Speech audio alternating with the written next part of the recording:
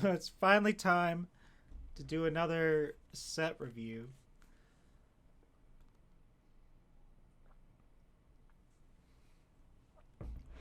It's kind of funny if you look on if you look on Twitch, Magic, the icon for Magic is still Crimson Vow.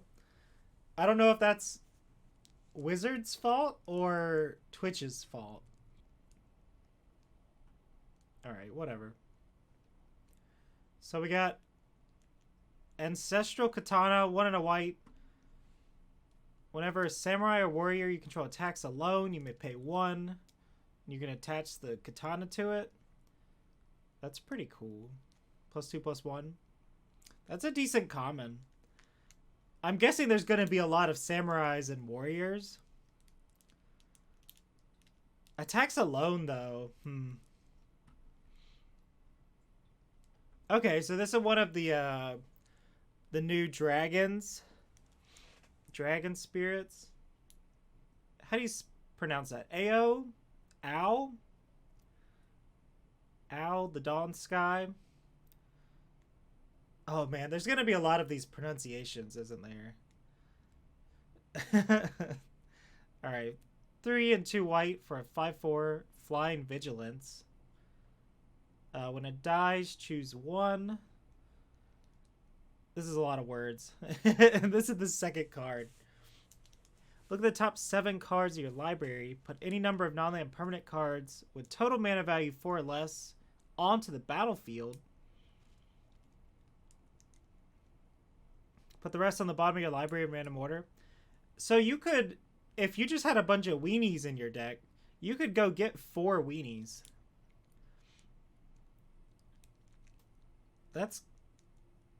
That's pretty cool for, like, I don't know, the top end of a weenie deck.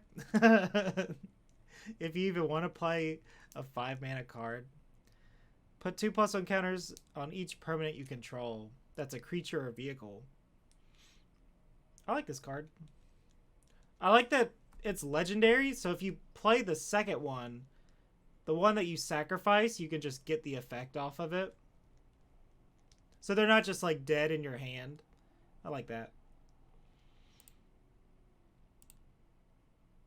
Banishing Slash. 2 white, sorcery. Destroy up to 1 target artifact, enchantment, or tapped creature.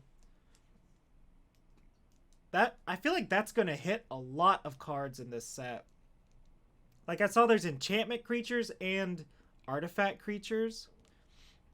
This thing's going to kill everything. Then if you control an artifact and an enchantment, create a 2/2 white samurai. That's whatever. This thing's going to kill. It's just going to be straight up like get rid of something. 2 white though. I'm seeing scrolling down a little. I'm seeing a lot of like pips in casting costs. And you might not want to. They probably want you to pick like 1 or 2 colors and just stick to them. All right, our first. It's a Fox Ninja. Blade Blizzard Kitsune. 2 and a white for a 2/2 with ninjutsu, and it has double strike. Oh, that's cool. You'd like friggin' ninjutsu in, hit him for 4. I like that. Man, ninjutsu's gonna be really scary to play against. Like, you never want to not block if they left mana open. Always block. Born to Drive. 2 and a white. Enchantment. Enchant artifact or creature. As long as the enchanted permanent is a creature, it gets +1/+1 for each creature and or vehicle you control. Then you can channel it. 2 and a white. Discard it. Create 2 pilot creatures. Oh, that's cool.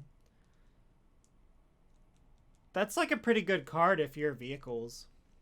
If you have a lot of vehicles. Because then these 2 1/1s can like both pilot something. That's a cool. I like how they did that. Like you make a weak token, but the token can pilot something bigger. I like that. I guess there's a vehicle deck.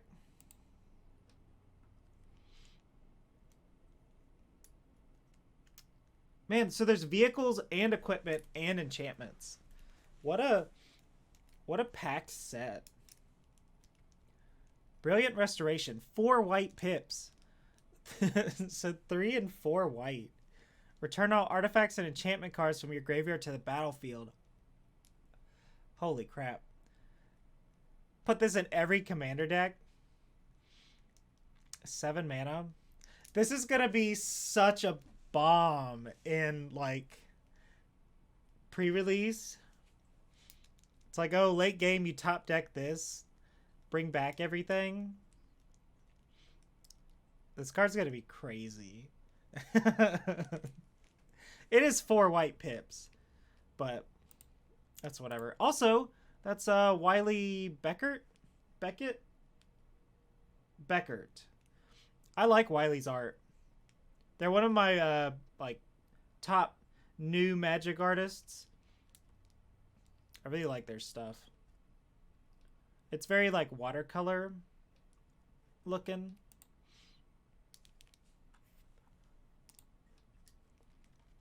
Cloudsteel Kieran. Kieran? 2 and a white for a 3/2 flyer. Artifact creature equipment Kieran. Okay, so we have equipment creatures. Equipped creature has flying, and you can't lose the game and your opponent can't win the game. Okay, whenever they print something with that text, it's always going to be trouble. So they have reconfigure. Attached to target creature you control, or unattached from a creature. Reconfigure only as a sorcery. While attached, this isn't a creature. Okay, so that's how they do it. Or that's... It's basically Living Weapon, but better. Because with Living Weapon, if they kill the... I don't know if it's better. It's definitely different. But like with Living Weapon, if they like do something with the token, like bounce it, you're just stuck with a equipment. But if they bounce this, or like they have to bounce this and you can just replay it, I guess. I don't know. I kind of like this better than Living Weapon.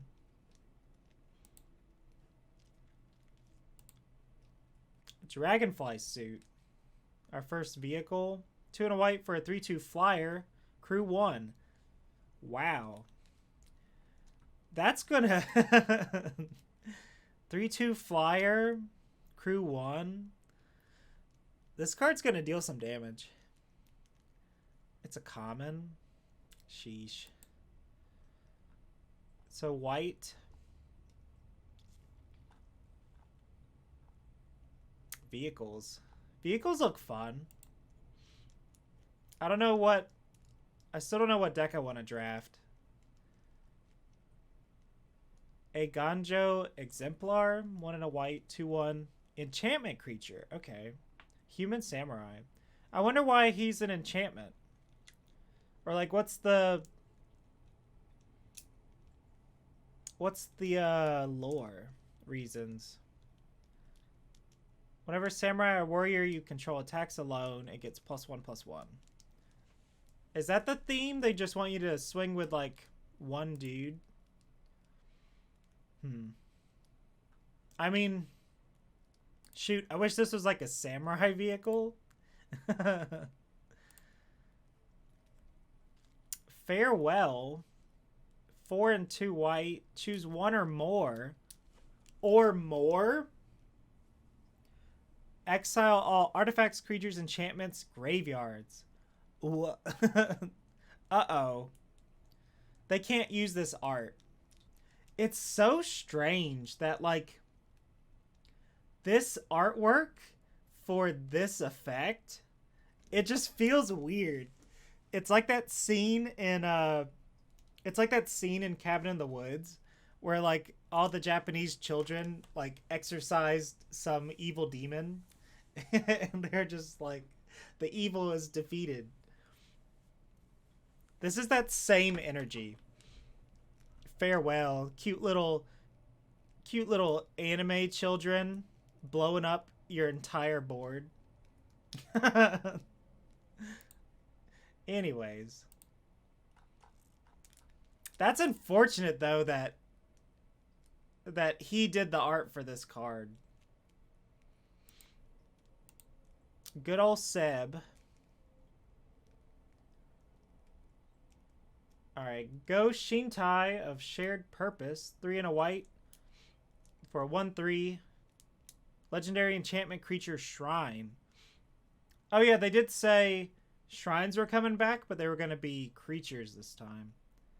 At the end of your end step, you may pay 1. If you do, create a 1/1 for each shrine. Oh. That's something. I don't know like what the other shrines look like, but at the end of your turn, make a bunch of dudes for 1 mana. I don't know. Usually the shrine decks are just a gimmick. Or like they never work out. Like they ask for so much. I'm not a fan. Someone else can live the shrine dream. Golden Tail Disciple, Fox Monk. 2 and a white, lifelink, 2/3. It's an enchantment. I guess. Yeah, there must be like a big enchantment theme. Or they probably want you to have a bunch of enchantments. Like Constellation or whatever. Hotshot Mechanic. 1 white for a Fox Pilot. 1 mana 2/1 at uncommon. And it can crew vehicles as though its power were 2 greater. So it can crew a crew 4 vehicle. That's pretty cool. Also, it's a 1 mana 2/1. Man, prepare to get beat up by white. White seems real aggro. Imperial Oath. 5 and a white. Create 3 2/2 samurais with vigilance. This is almost like that Scry 3. Huh. This is kind of expensive. I don't like that it's 6 mana, but it's kind of like in Dominaria, you can make 2 knights with vigilance. Imperial Recovery Unit, 2 and a white for a 3/4. With crew 2. Whenever it attacks, return target creature or vehicle card with mana value 2 or less from your graveyard to your hand. Get back your Hotshot Mechanics. I like that card. Alright, Imperial Subduer. 2 and a white for a 3/2. Whenever Samurai Warrior you control attacks alone, tap target creature you don't control.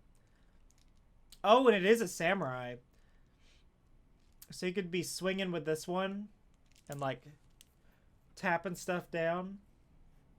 That's pretty cool. It's a common. This will probably be a pretty good card. Alright. Intercessor's Arrest. What is that? Oh, that's like that's a rat ninja on a motorcycle. He's getting some parking tickets. Invoke Justice. 4 white pips. Jeez. So, like, maybe they want you to go monocolored. No splashing. I do like that art, though. It's very Gundam, which is probably what they were going for. Sorcery. Return target permanent card from your graveyard to the battlefield. Then distribute 4 +1 counters among any number of creatures and or vehicles. Target players control. Target player controls. That's pretty cool. Bring back a big vehicle. Give it some +1 counters. I like this card. It's pretty all in on white, but I think it's cool. All right, Kitsune Ace, 1 and a white for a Fox Pilot. 2/2. Whenever a vehicle you control attacks, choose 1. The vehicle gains first strike or untap Kitsune Ace. Oh, that's cool. Like you could crew something and then you could crew something else to block later on. I like that. A modal like crew card. Yeah, is this set gonna just be Kaladesh 2 basically? Okay, here we go. 5-color commander.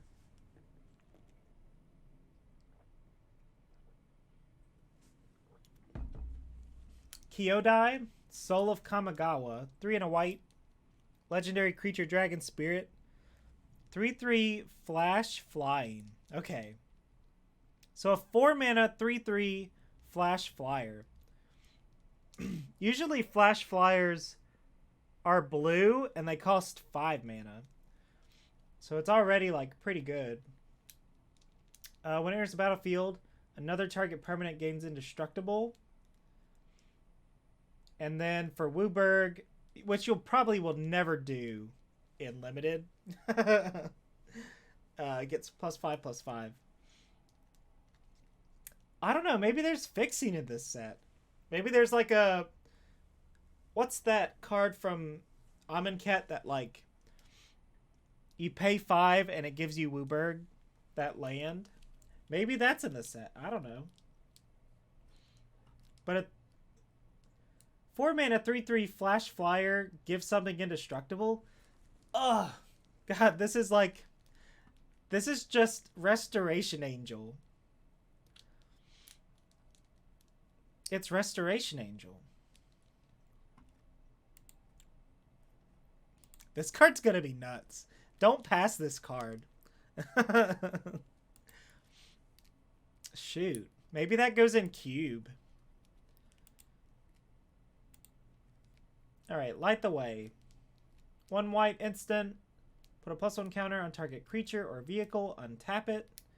Return target permanent you control to its owner's hand. That's cool. It attacks and protects. Light Paws, Emperor's Voice. It's a Fox Advisor. 1 and a white for a 2/2. That's a big paragraph. Whenever an aura enters the battlefield under your control, if you cast it, you may search your library for an aura card with mana value less than or equal to that aura with a different name than each aura you control. Put that card onto the battlefield attached. Whoa. So you can go get like a free enchantment. There's got to be a combo.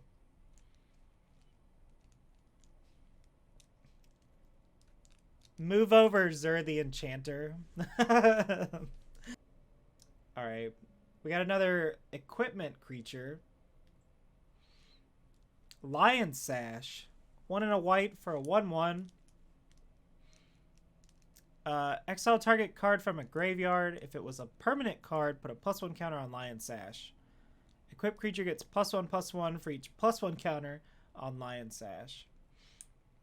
And reconfigure 2. So it's like it's a scavenging ooze. Scavenging ooze that you can tutor for.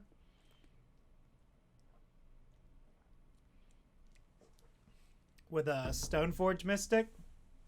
But probably not. Lucky Offering. 1 white, sorcery. Destroy target artifact with mana value 3 or less. You gain 3 life. That's not really an offering. That, like, if you had to sack an artifact, that's an offering. I think this feels like a flavor fail. You can't offer someone else's stuff. Oh, look, it's Spirited Away. March of Otherworldly Light, X and a white. As an additional cost to cast this spell, you may exile any number of white cards from your hand. This spell costs 2 less for each card exiled this way. Exile target artifact, creature, enchantment with mana value X or less. Oh. So you can pay mana, and then you can also exile cards from your hand. I would like it if it... I almost would like it if exiling from your hand, you could pick other targets. I don't know. I guess it's just like you get rid of one thing. This card's okay. I feel like you probably don't want to exile cards from your hand. Just to get rid of one creature. I don't know. Moth Rider Patrol.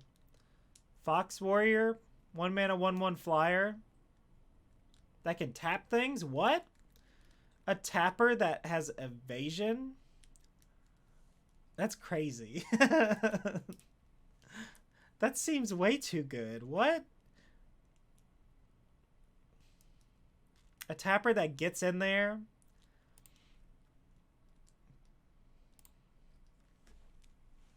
Alright. Norika Yamazaki, the poet. 2 and a white for a 3/2 with vigilance. Whenever a warrior or a samurai you control attacks alone, you may cast target enchantment card from your graveyard this turn. Oh. That's cool. Oh, it's like it's kind of like Tragic Poet. I guess that's the like callback. Poets get back enchantments, I guess. But yeah, you could get back your pacifisms. This card seems pretty good in the enchantment deck. I bet it's got to be like green-white enchantments. I don't know what the like vehicle deck is. Red-white? Regent's Authority. 1 white instant. Target creature gets +2/+2. If it's an enchantment or legendary creature, instead put a +1 counter on it and it gets +1 until end of turn. That's alright. It should just put the +1 counters on it. Cowards. Oh, that's really cool art. Repel the Vile. 3 and a white instant. Exile target creature with power 4 or greater. Exile target enchantment. It exiles. That's pretty good. Look at that art. That's so cool. Big old skeleton. Or is this a regular size skeleton and this is just a tiny rat? Selfless Samurai. 1 and a white for a 2/2. A lot of foxes. White has been like all foxes. Whenever a samurai or warrior you control attacks alone, it gains lifelink. Sacrifice this card. Another target creature you control gains indestructible. Boom. There you go. Not as good as Selfless Spirit, but that's a pretty high, like, high bar.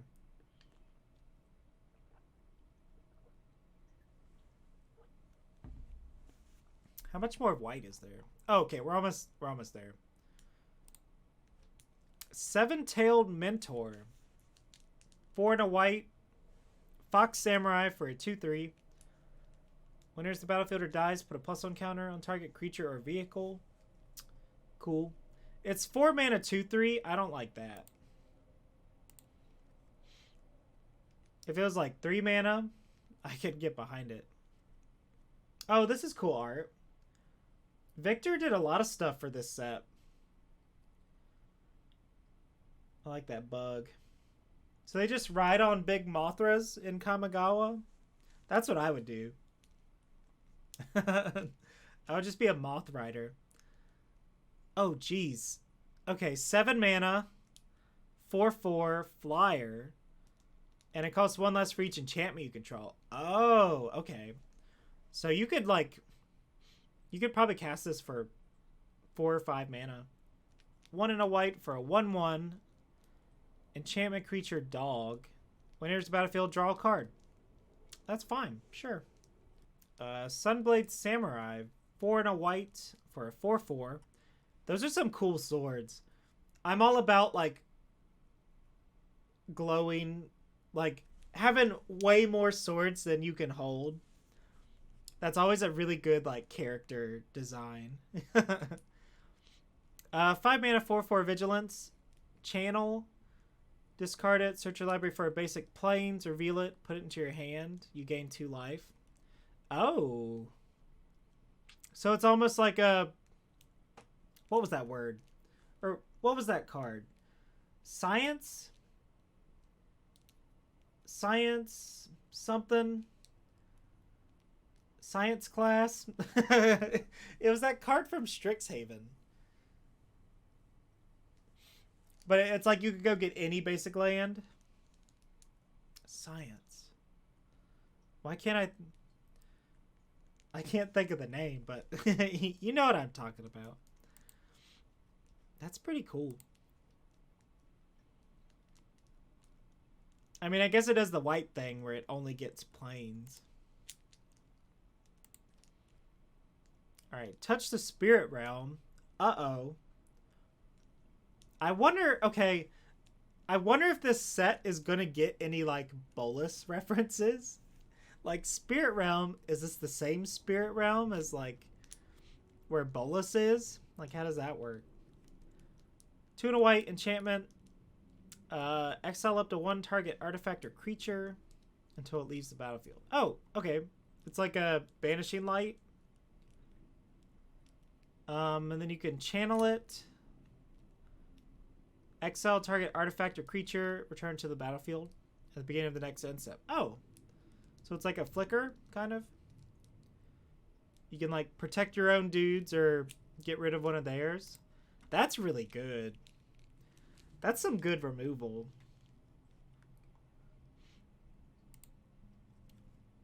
Wanderer's Intervention. 1 and a white, instant.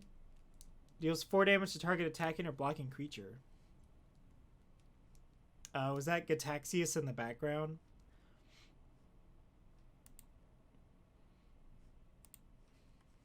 Oh, yeah, so they revealed that the Wanderer is actually the Emperor of Kamigawa.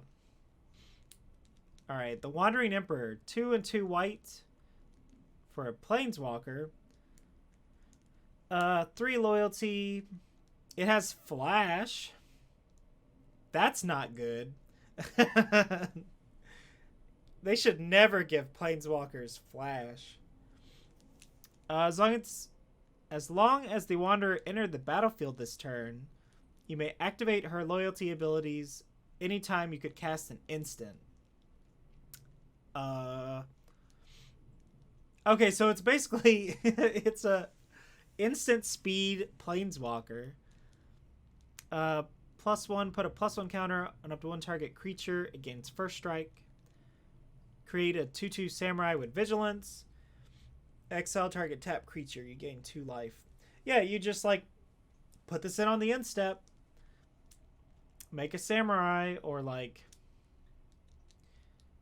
Dang, you can -2 her because she doesn't really have an ult.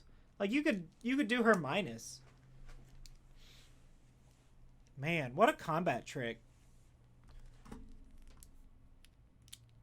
I think Elspeth kind of wanted to do these things, like the new one, the Conquer Death one. Like you could just keep bringing her back and like making 1/1s and stuff. This card might be like cubable. Move over, Knight Errant. Alright, when we were young, That's a weird name for a card. 3 and a white instant. Up to 2 target creatures each get +2/+2. If you control an artifact and an enchantment, those creatures also gain lifelink. 4 mana, give 2 things. +2/+2. I don't like this card. I'm definitely not picking this card ever. Acquisition Octopus. I already love it. I don't even care what it does.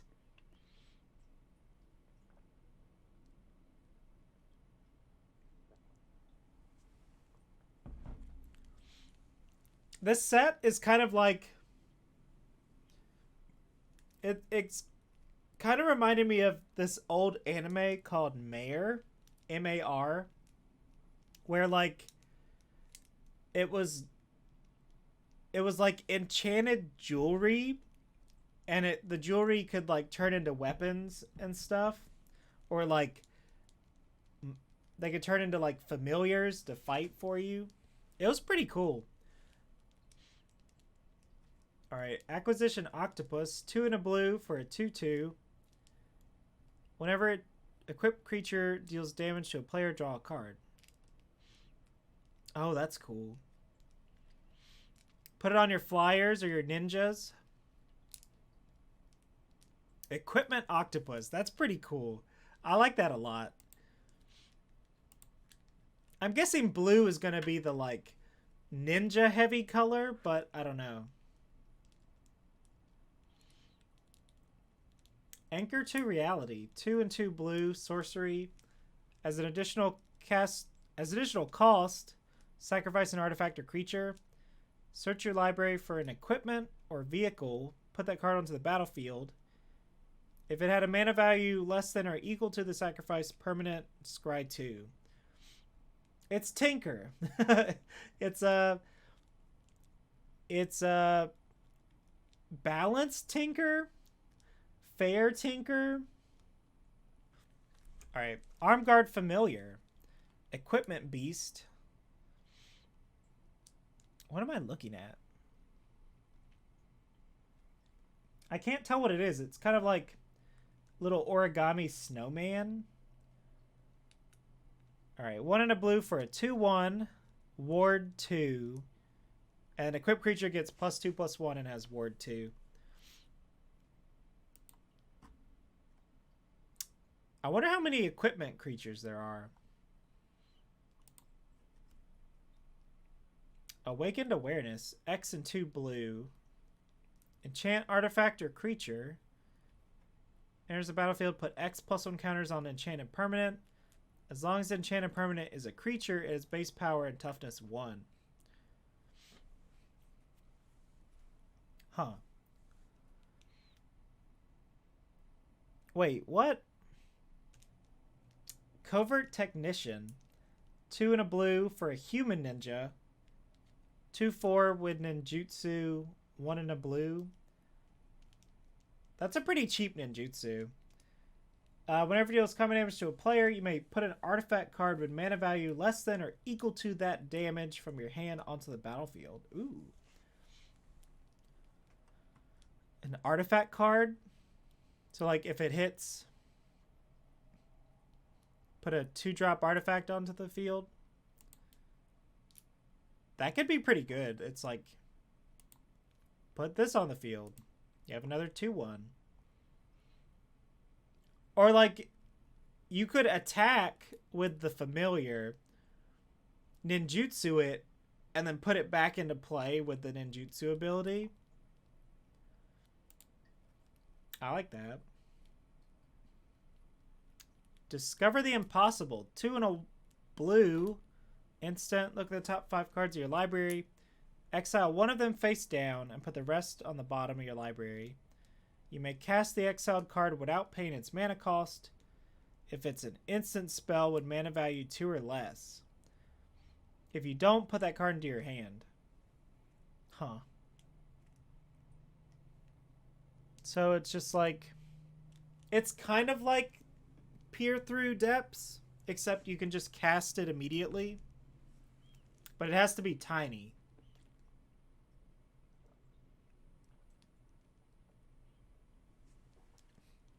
I like that there's no feel bads. Like, you can just put it into your hand. You don't have to, like... You don't miss out if you don't cast it.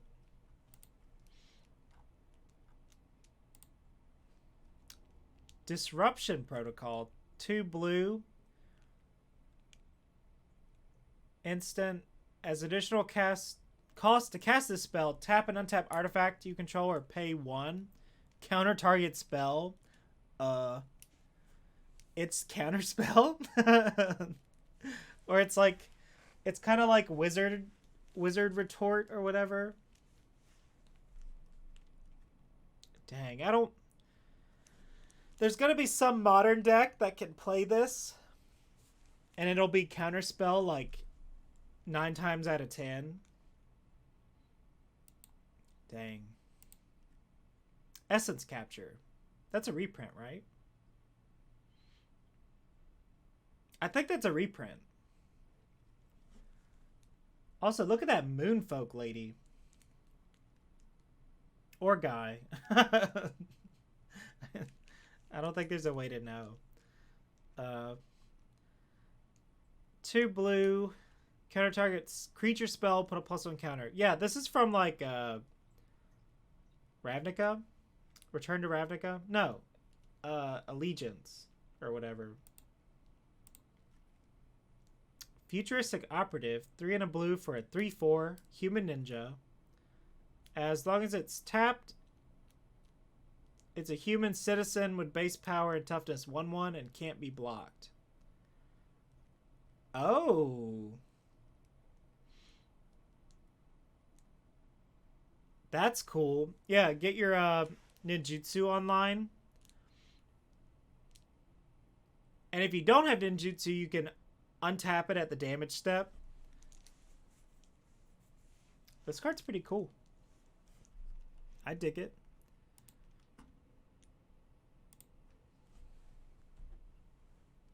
Alright, we got another Gundam.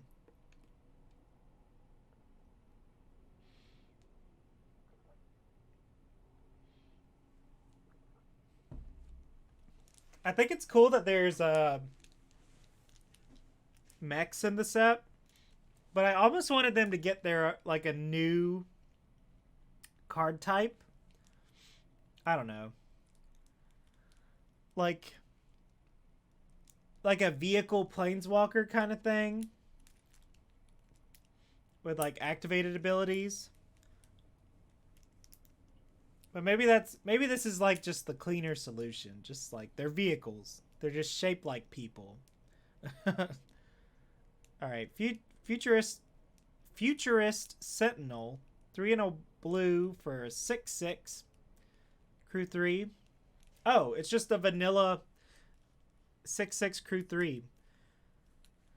That Fox pilot can crew it.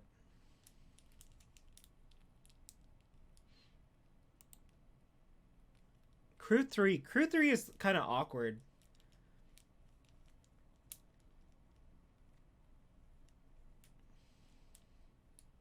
But I guess you can... I don't know. This guy can crew it.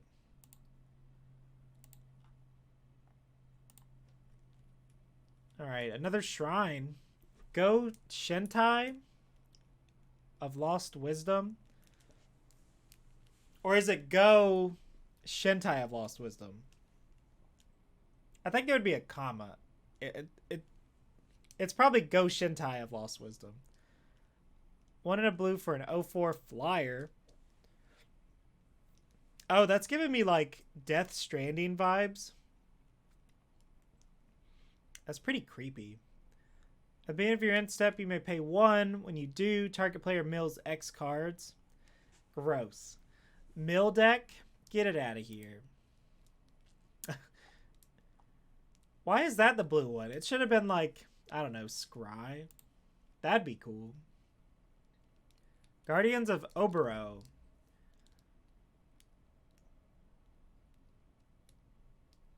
They look pretty cool. What is Obero? Isn't Obero a land? Or was Obero a person? 2 and a blue for a 3/4 defender. Huh? Modified creatures you control can attack as though they didn't have defender. Oh. Yeah, you want to put an equipment on these bad boys. So modified is interesting. It's like equipment auras and counters are modifications. Oh, so if you put a bribery counter on them, they're modified. Although bribery counters you can't attack anyways, so. But you know what I mean. Put any counter on it. Invoke the winds. Is that a fart joke? 1 and 4 blue. Gain control of target artifact or creature. Untap it? What? A mind control that untaps? In blue? Jeez. That's pretty cool. Like, normally they don't untap it. Like, but it untaps it. Jeez. Okay, here we go. Probably my favorite card of the set. Jin Gataxius, Progress Tyrant. What's he holding? Oh, that's a little like... That's like a samurai helmet. So 5 and 2 blue. 7 mana. So he's cheaper. He's cheaper than he used to be. 5/5. Whenever you cast an artifact, instant, or sorcery spell, copy that spell. An artifact spell? We can copy artifact spells. This ability only triggers once each turn. Sure, that's fine. Whenever an opponent casts an artifact, instant, or sorcery, counter that spell.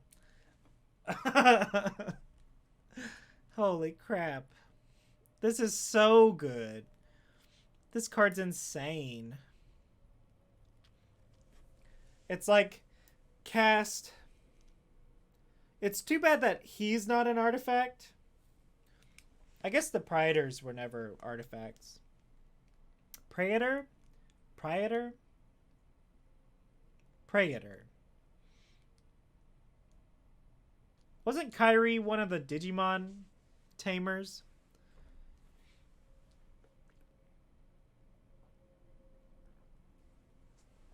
So this is one of the, I guess this is one of the mythic dragons. Or this is the same as Ao, however you say it. 4 and 2 blue for a 6/6 flying and ward 3. Man, a 6/6 flyer that's like evasive or like hard to remove. When it dies, return any number of target non-land permanents with total mana cost 6 or less to their owner's hand. Mill 6 cards, then return up to 2 instant or sorceries from your graveyard to your hand. Dang. That's real strong. It's like, okay, you killed my 6/6 flyer. I'm going to bounce your 6-drop. Or like, if you need some gas, draw 2 instants or sorceries. It's a pretty good mythic. March of Swirling Mist. Oh, okay, so it's a cycle. Instead of the shoals, it's the marches. The marches are not going to be as good as the shoals. The shoals were so good. All right. X and a blue, instant. You can discard blue cards to pay 2 for this spell. Up to X target creatures phase out. It's interesting that... Gross. This card's gonna like...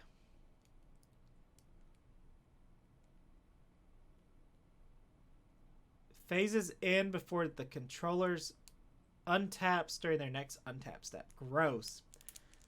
So it's kind of funny that they made phase out a like evergreen mechanic. Like every set they keep putting phase out. But yeah, like on your opponent's turn, on their end step, you phase out all their creatures. And then on your turn, you just kill them. Gross. Okay, this card's going to be pretty good.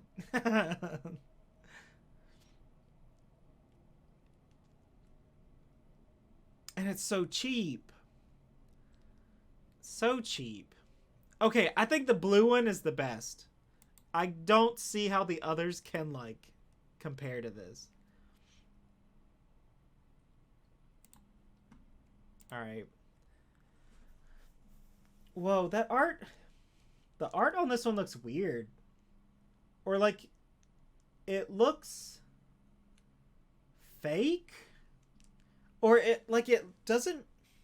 It looks comic booky. Like, it just seems off. It's not bad. It just looks different than everything else. Alright, Mind Link Mech. 2 and a blue for a 4/3. 4/3 flyer. When it becomes crewed for the first time each turn until end of turn, becomes a copy of non-legendary creature. Hold on.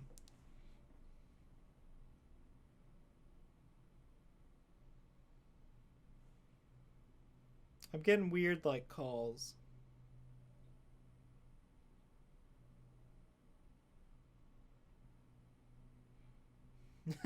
So I got called and then they left a message and then they texted me and the text just said Anthony.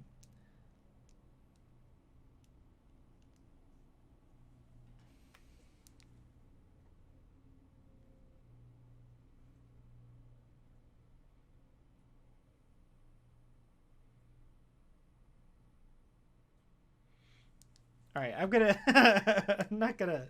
I'm not gonna worry with that. Like, that's all it said, Anthony. My name's not Anthony. All right. Becomes a copy, except it's a 4/3. If it's a vehicle. Oh, okay, okay. So it can copy something when it's crewed, except it'll be a 4/3 flyer, 4/3 flying vehicle.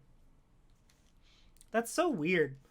They keep making these cards that copy things, but they're 4/3s. Who decided that, like, like copycats have to be 4/3s? Crew 1. Jeez, that's cheap. What? I guess it's a rare, but anyways. Mirror Shell Crab. Oh, that's spooky. Look at that face. Looking like Davy Jones. 5 and 2 blue for a 5/7 with ward 3. Artifact creature crab. Okay. And you can channel it to counter a target spell or ability. Oh, that's interesting. So, normally, you can't counter, like, you can't counter channel. Because channel's an ability. It's just an ability from the hand. But Mirror Shell Crab can. Mirror Shell can counter channels. That's cool. I like that. Because, yeah, like, if you channel something, like, if you do a channel ability, your opponent can't, like, mana leak it or, like, counter spell. They can't. Like, it doesn't, it's not a spell. That's cool. I like this. It's, like, cool. It's, like, pretty decent channel ability. And then late game, you top deck it, and it's a 5/7 with ward 3. That's really good. I like this. I want to see more of these cards. Like, good late game, good early game. Just, like, cards that are good all the time. Or maybe not good, but like useful. Mnemonic Sphere. 1 in a blue. You could pay 1 in a blue, sack it, draw 2 cards. Or you can channel it and draw a card. So it basically has cycling. I was talking to a friend about that. Like, some cards just say channel, discard, draw a card. It's just cycling. Just give it cycling.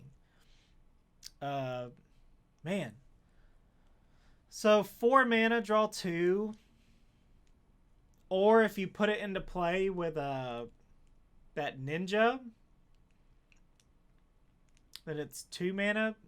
No, it's still 4 mana because you ninjutsu'd. I don't know. This card's probably going to do work. Because if nothing else, it has cycle 1. Mobilizer Mech. I don't really... What are these? Origami, like... This looks like a bird. This looks like a pinwheel. I really don't like the origami motifs. I don't know. I think it just kind of... Like, I think the origami stuff takes away from, like, the mech. Like, they could have made the mechs look cool and, like, Kamigawa, like, feeling. I don't like that they just pepper in all this, like, origami. It's on everything. Like, a bunch of cards have the origami. Like, where is it? Yeah, this. Like, here's some origami cranes. I don't know. I think this is origami, maybe.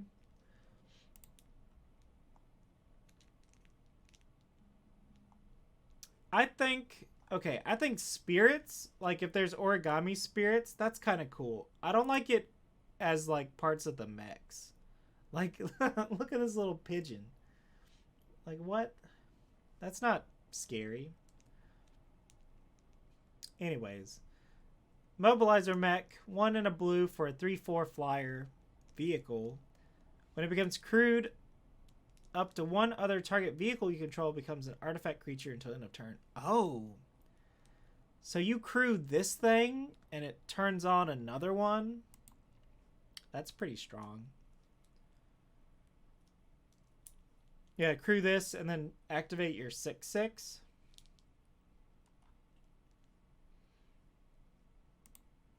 Huh. Is the vehicle deck blue-white?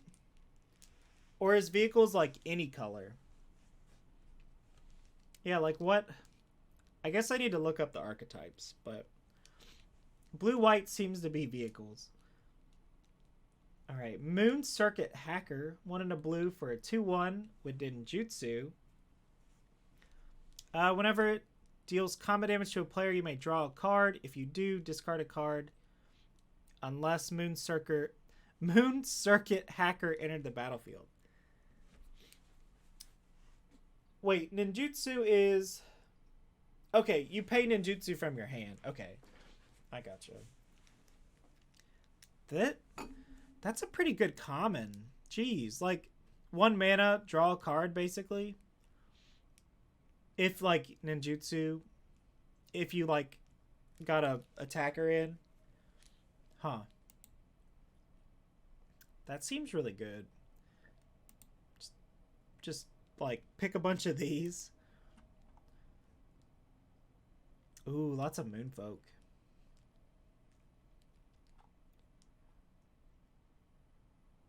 Yeah, this set feels like Kaladesh. It's just Kaladesh 2. Moonfolk Puzzle Maker. 2 in a blue for a 1/4 flyer. When it becomes tapped, scry 1. Alright, so you crew with it. Cool. It blocks and it crews. Artifact creature. I'm not sure why it's an artifact creature. Moonsnare Prototype. 1 blue artifact. Tap an untapped artifact or creature you control, add a colorless.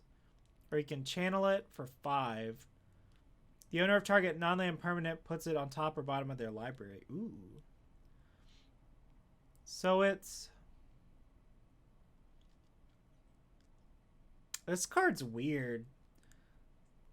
It's like a mana rock, but you need to tap... It's kind of like Springleaf Drum for colorless. Or like you have to pay blue, and then it gives you colorless. Or you can channel it. You're probably channeling it most often. So I guess if you ignore the top of the card, 5 mana just... Yeah, usually this card's pretty strong in blue. The top part... This part's just weird. I don't know. Is this good? Moonsnare Specialist. Lots of 2 Moonsnare cards. 3 and a blue for a 2/2 with ninjutsu for 2 and a blue. Oh, 3 and a blue, 2/2. Ninjutsu, 2 and a blue. Okay. When enters the battlefield, return up to 1 target creature to its owner's hand. Oh. That seems good. So 4 mana, bounce a creature, or you can ninjutsu it and bounce a creature too. I like that. I feel like normally ninjutsu is like, or like ninjas will have, if they hit you, they do a thing, but this just has ETB. I like that. And you can like ninjutsu this one, put it back in your hand, and keep bouncing things. That seems strong. Network Disruptor. 1 blue for a 1/1 flyer. Artifact creature, Moonfolk Rogue. So Moonfolk are just artifact creatures now? When enters the battlefield, tap target permanent. Man. 1-drops in this set are like doing work. Or like they seem pretty power crapped. This is a 1/1 flyer that taps a thing. White gets a 2/1 for 1 that can pilot things.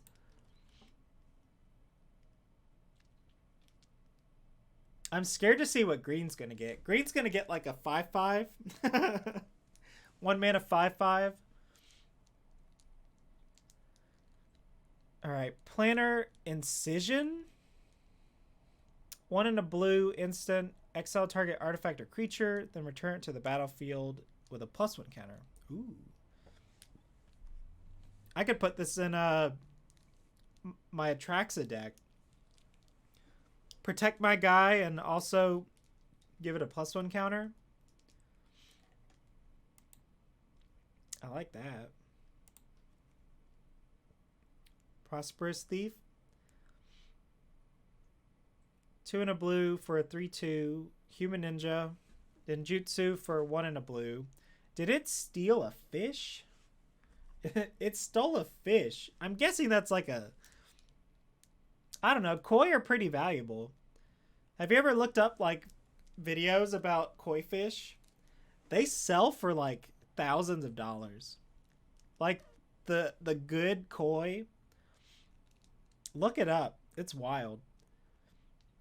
Whenever 1 or more ninja or rogue creatures you control deal combat damage to a player, make a treasure token. That seems good. Make a treasure. The 1 or more makes me sad, but that's whatever. The Reality Chip. 1 in a blue, legendary artifact creature, equipment jellyfish. Wow.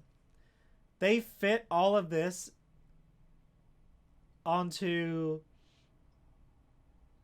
the type box. That's crazy. So it's an 0/4. You may look at the top card of your library anytime. As long as it's attached to a creature, you may play lands and cast spells from the top of your library. Ooh. Okay, so 2 mana 0/4 blocker. You can look at the top card of your library.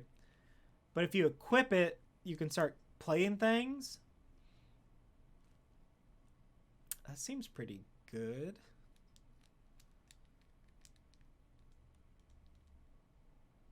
Yeah, that seems... I don't know.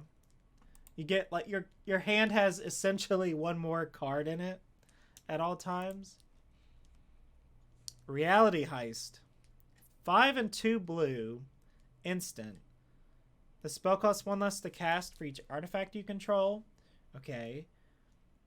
Look at the top 7 cards of your library. You may reveal up to 2 artifact cards. Put them into your hand. Okay, so it's like dig through time. It's like dig through time for 2 artifacts. And it has affinity for artifacts, basically.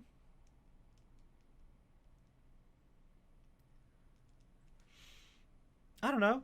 Seems fine. I definitely, when I first saw like Reality Heist, I was thinking, oh, this is gonna like take an extra turn, right?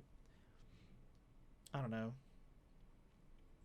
This art is so plain, or like the art doesn't really explain what's going on. It's just the dude.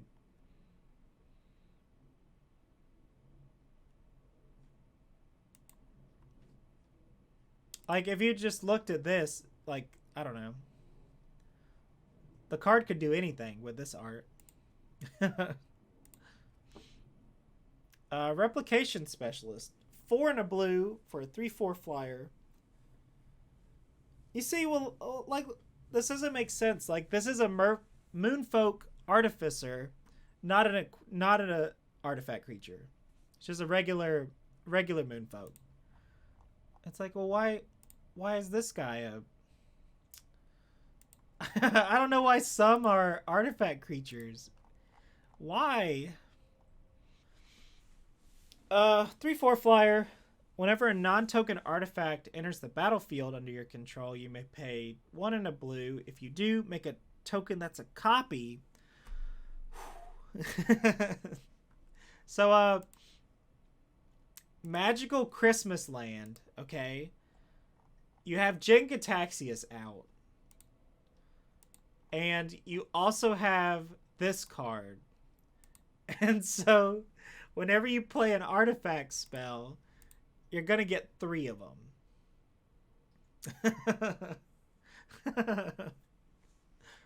No.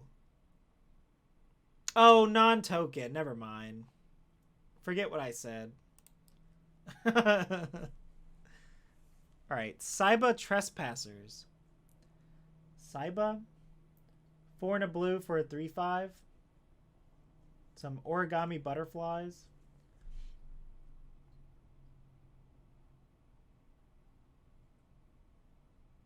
Uh, 5 mana, 3/5. It has channel. Tap up to 2 target creatures. They don't untap. I like that ability. Tapping things down is usually like really good. Or like that's usually how you close out a game. I like that card. Yeah, so I guess this is another like it's a fine body, but you could cast it for channel if you need to. Short Circuit. That's a cool mech. I like that mech.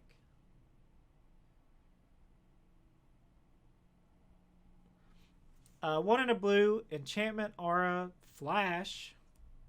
As long as enchanted permanent is a creature, it gets -3 and loses flying. Seems okay.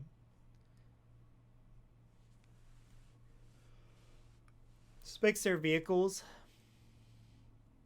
Enchanted permanent is a creature. Yeah, it just like I don't know, makes their attackers bad.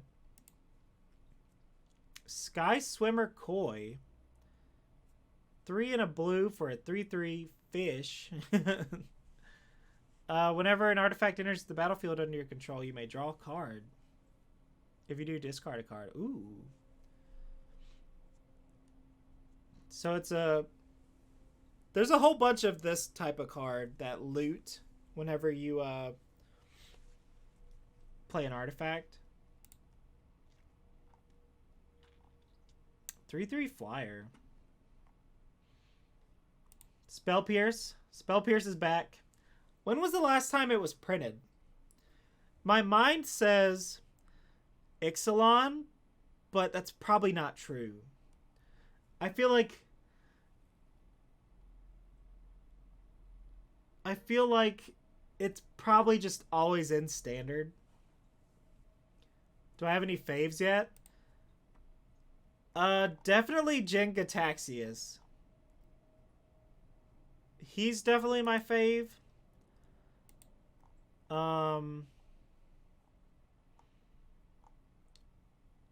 I think...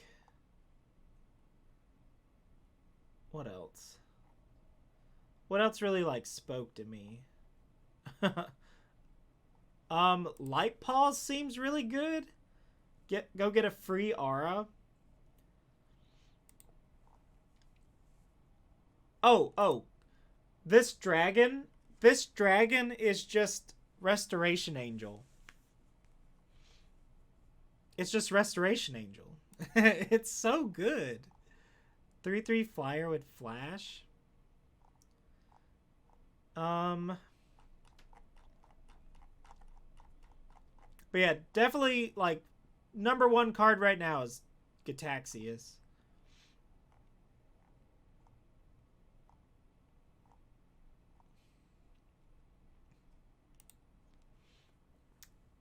Suit Up. 2 and a blue for an instant. Until end of turn, target creature or vehicle becomes an artifact creature with base power and toughness 4/5. Draw a card. Huh. Suit Up. I guess if it's a 4/5, it can crew everything.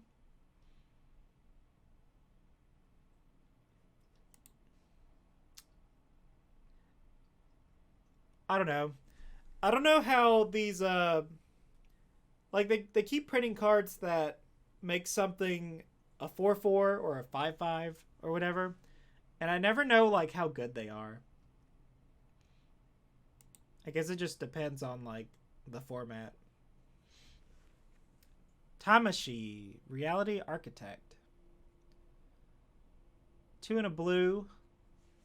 Legendary creature Moonfolk Wizard, not Merfolk. 2/3.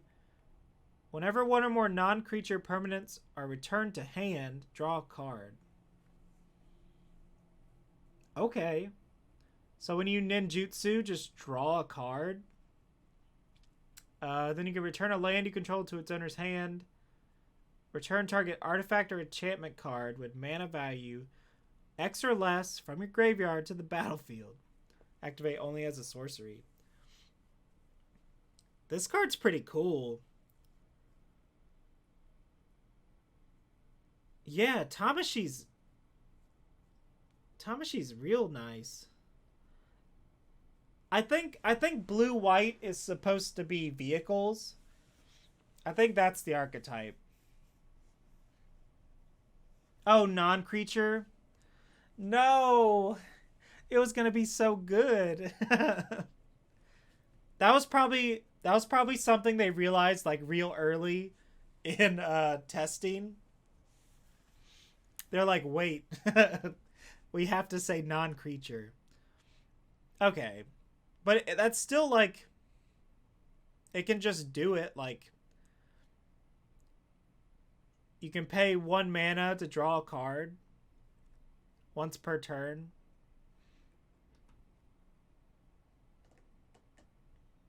Yeah, I like this card. Seems real good. I don't know if it's like good enough for cube, but it seems strong and like limited. Tamio's completion. No. Is it completion or is it completion? How do you pronounce that? This whole set's been a nightmare. because I'm bad at speaking.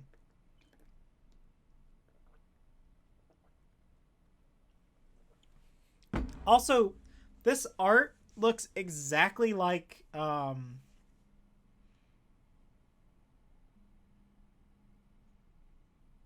bro, you have the wrong number. This card looks exactly like the Thirst card from Midnight Hunt. Not Midnight Hunt. Crimson Vow. Like, the art is very similar. How come Tamio keeps having cards that, like, make things artifacts, or like she had the Seal into the Moon or whatever. All right, Tamio's completion, 3 and a blue, enchantment with flash. Enchant artifact creature or planeswalker. Tap enchanted permanent. If it's an equipment, unattach it. Loses all abilities and doesn't untap. So 4 mana, get rid of a artifact creature or planeswalker. Or equipment. Turning off a planeswalker is pretty big.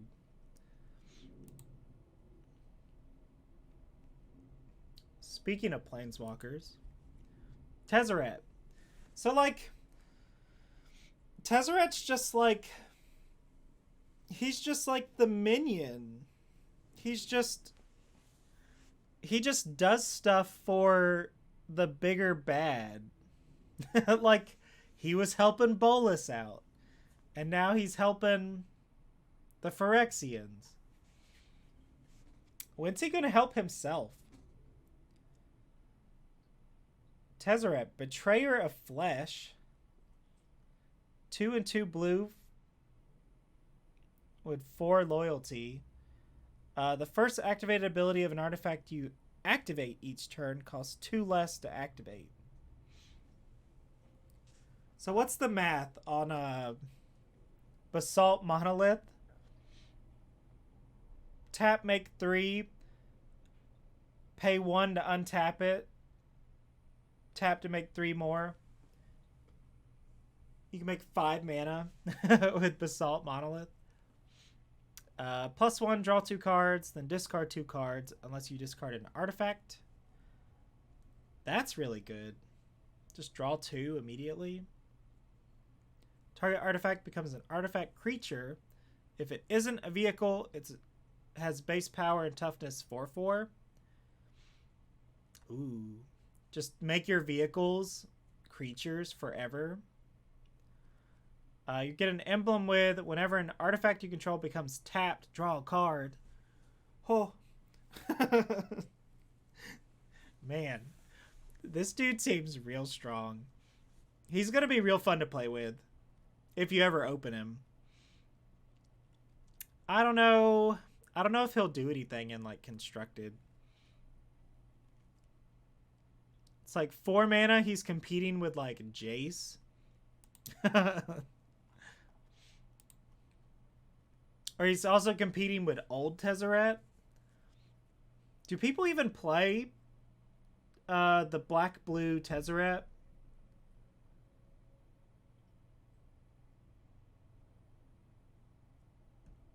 I don't know if it's played in Modern. I'll have to check that out. Thirst for Knowledge. They just reprinted Thirst for Knowledge. Wow. This is a pretty good set to do it too. All the artifact creatures and stuff. Alright, last blue card. Thousand Face Shadow. 1 blue for a 1/1. It has ninjutsu for 2 and 2 blue.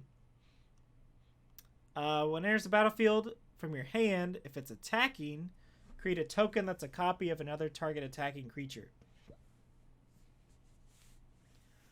The token enters the battlefield tapped and attacking.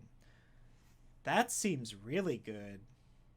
That's like, you ninjutsu this in and, like, just pump through a bunch of damage. Because they can't block it, right? Yeah, it's unblocked. So whatever you put in is also unblocked. Or like whatever you copy. This feels like a bomb. This is gonna blow people up out of nowhere. I will never not block in this set. Like, if I sense some ninjas, black cards, Assassin's Ink. Oh, that's like magical tattoos. I always love that stuff. Like, did anyone ever watch Elektra? Like the original Elektra movie? I remember there was a dude that had like wolf tattoos and he could like summon the wolves. That's always a cool like thing. Cool character design.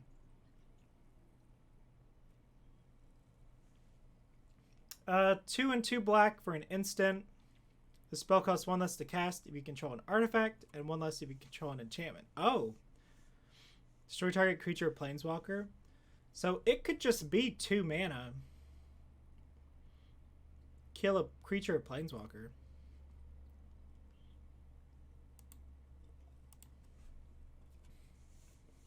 But most likely it's going to be 4.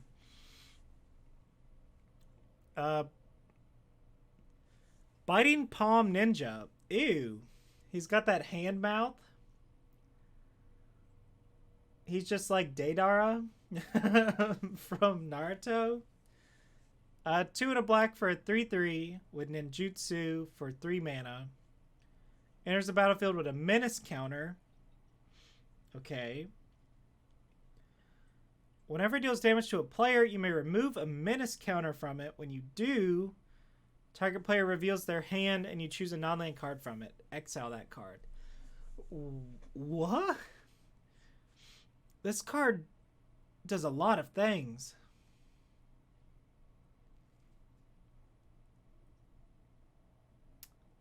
Hey, Puck, how's it going? Is it possible to be among top players without spending a single penny in this game?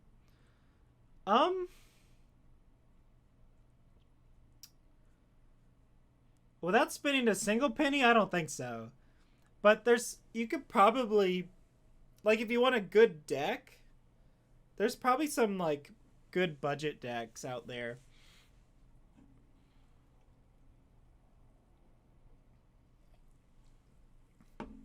But I don't know if you can do it without spending any money. Unless you have, like, a bunch of friends who play and you just use their cards.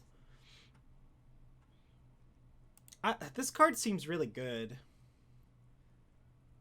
So it has a menace counter, so it's modified whenever that, like, matters. Huh. You could just take a card from their hand. That card does so much. I wonder if there's going to be ways to put more counters on things, like put menace counters on it. Probably not. I think it's probably just like, what's a way we can make this like ability work once and then be done? You know? All right, Blade of the Oni, 1 and a black for a 3/1. Artifact creature equipment demon with menace. Equipped creature has base power and toughness 5/5, has menace, and is a black demon. So it's either a 2 mana 3/1 with menace, or it can make something a 5/5 with menace. This card seems pretty good. I don't think it's a... I think it's like a decent bomb. I don't think it's like a huge bomb. Maybe it's a B. B+. But 3/1 menace is like kind of hard to deal with. Chain Flail Centipede. Now we're talking. 2 and a black for a 2/2. When it or equipped creature attacks, it gets +2/+0. Oh, so it attacks as a 4/2. It's kind of cool.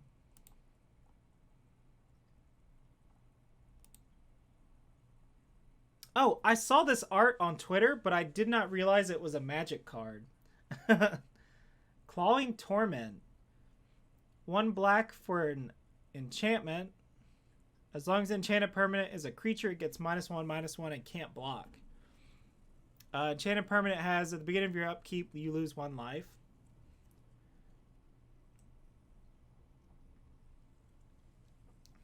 It's like almost a dead weight, but like it can't block. I like this card. I guess it's more if you're like an aggro deck. It's not really removal. Debt to the Kami. 2 and a black for an instant. Target opponent exiles a creature they control. Target opponent exiles an enchantment they control. Oh, this is Karametra's whatever. From, no, not Karametra. What's her name? The green-black god from Theros. I can't think of her name. I can picture her. She's got the snakes and the cups. But yeah, this is like that card, but they have to exile it. A chef? A chef card? Dockside Chef. 1 black for a 1/2. Sacrifice an artifact or creature. Draw a card. Man. We get an actual chef. And it's a citizen. They didn't make a chef creature type. Come on. Come on, Wizards. I really didn't know about this card. They actually made a chef. Shoot.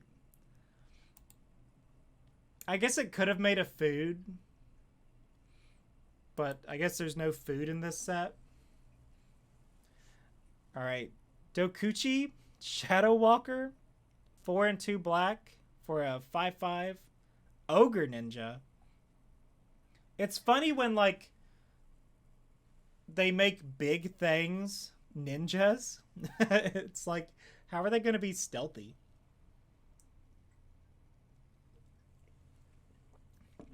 Okay, so it just has ninjutsu for 4. So you can, like, cheat it in a couple turns quicker. Dokuchi Silencer.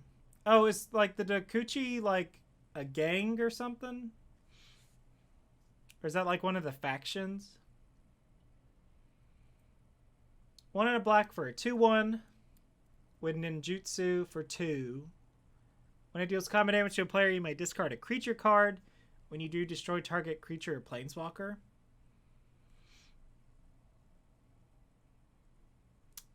That's kind of powerful. It's still a 1/1, but I think the ninjutsu stuff's gonna be real strong if you can like keep doing it. Like you ninjutsu this one into play and then you bounce it with another one.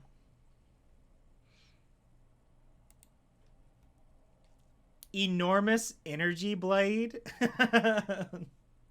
Friggin' Final Fantasy weapon out here. You know, it's kind of a shame that Star Wars never did anything like this. Like, if someone walked up with, like, a Buster Sword-sized lightsaber, that would have saved the series.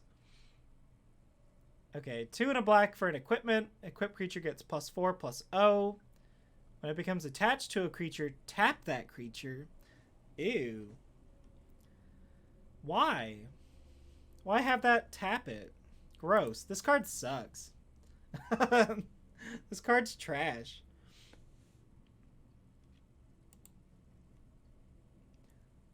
Go Shentai of Hidden Cruelty. Oh, are they all Go Shentai? Does Go Shentai mean like shrine? Shrine creature? Alright, Go Shentai of Hidden Cruelty. 3 and a black for a 2/2 with Death Touch. I do like the art though.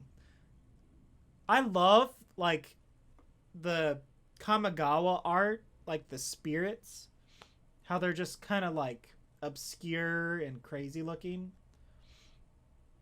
At the beginning of your upkeep, or at the beginning of your end step, you may pay 1.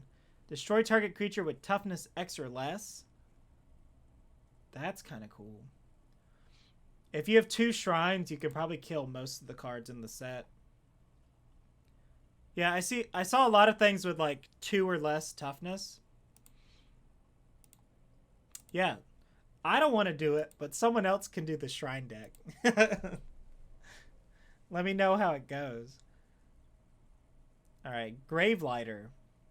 2 and a black for a 2/2 flyer. When it enters the battlefield, draw a card if a creature died this turn. Otherwise, each player sacrifices a creature.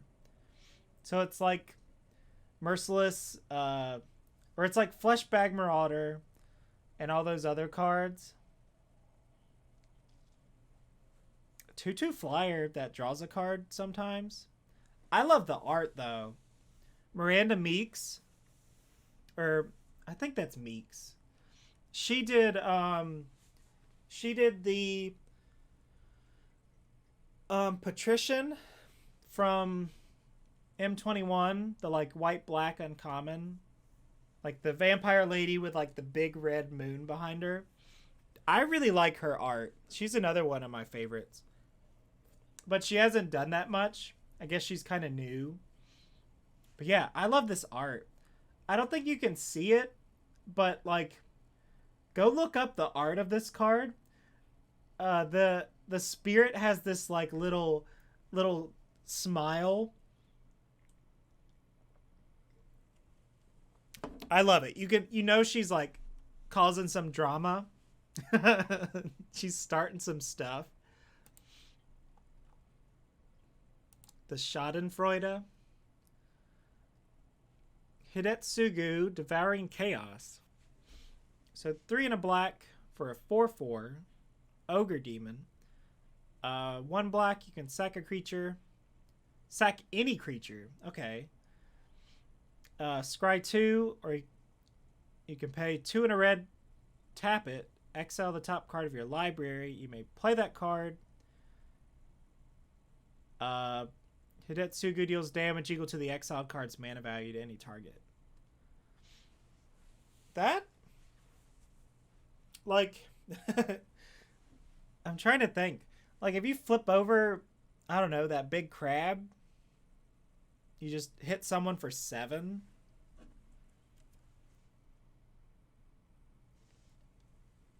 This card's kind of scary. And it can, like, sack itself. I like this card. Well, the old Hidetsugu halved everyone's life totals, right? I think this is cooler. It's interesting they didn't, like, they didn't incorporate that, like, halving life total thing. But I like that you can just chuck your, like, cards at people. Alright. Inkrise Infiltrator. 1 and a black for a 1/2 flyer. Human Ninja. Those wings are gross. And you can pay 4 mana to give it +2/+2. That's a good limited card. Like late game, this can be a real threat when you're swinging for like 5. Invoke Despair. So it looks like there's an invoke cycle. White brought something back. Blue gained control of something. So 4 black pips. Target opponent sacrifices a creature. If they can't, they lose 2 life and you draw a card. Then repeat this process for an enchantment and a planeswalker. So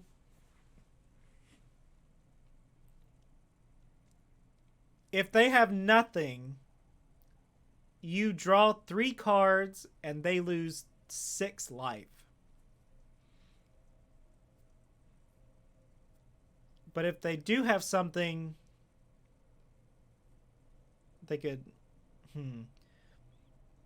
I feel like this is probably going to be like they sack an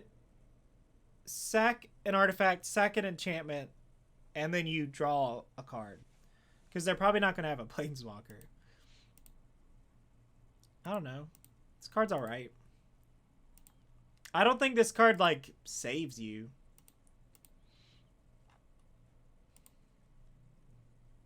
Because they can just sack their garbage.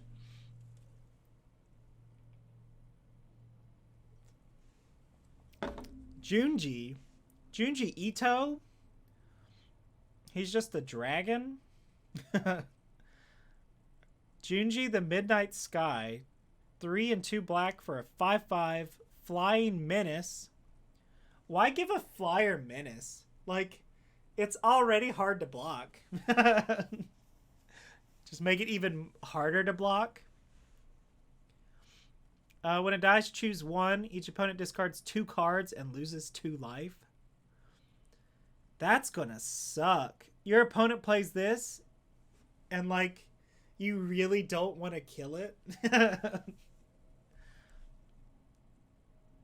But if you don't kill it, you just die.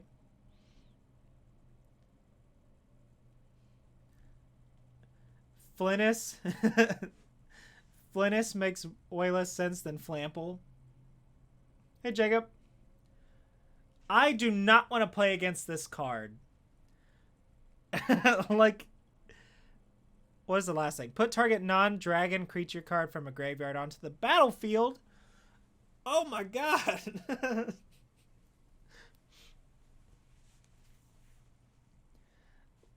What a nightmare.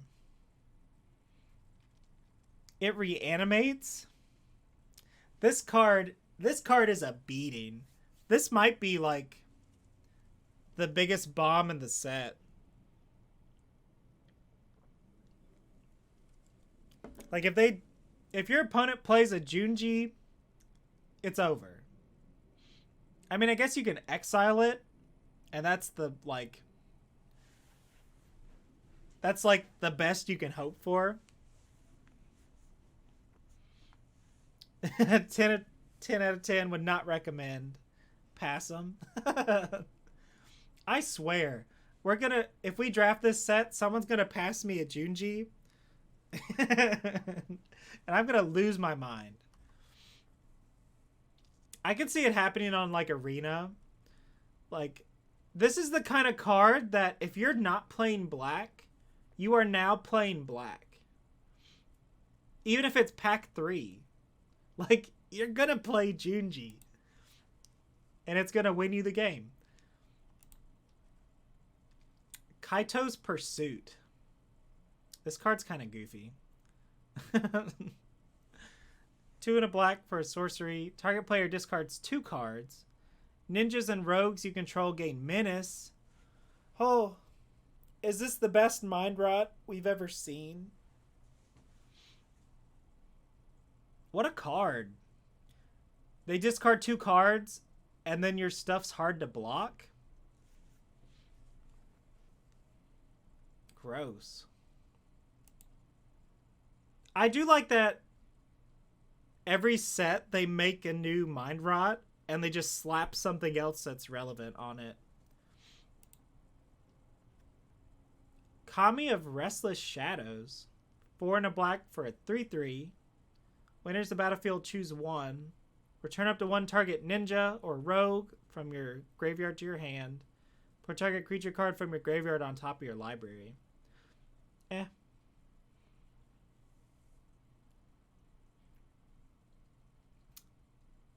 Mind Drain is still the best mind rot, contextually, obviously. What one was Mind Drain?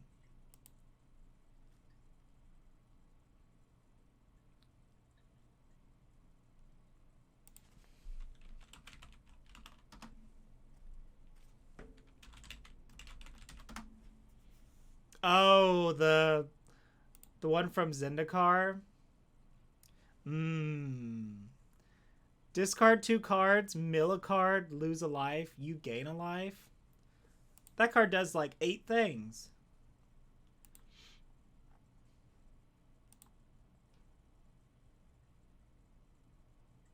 Kami of Terrible Secrets. It's got all the hot goss.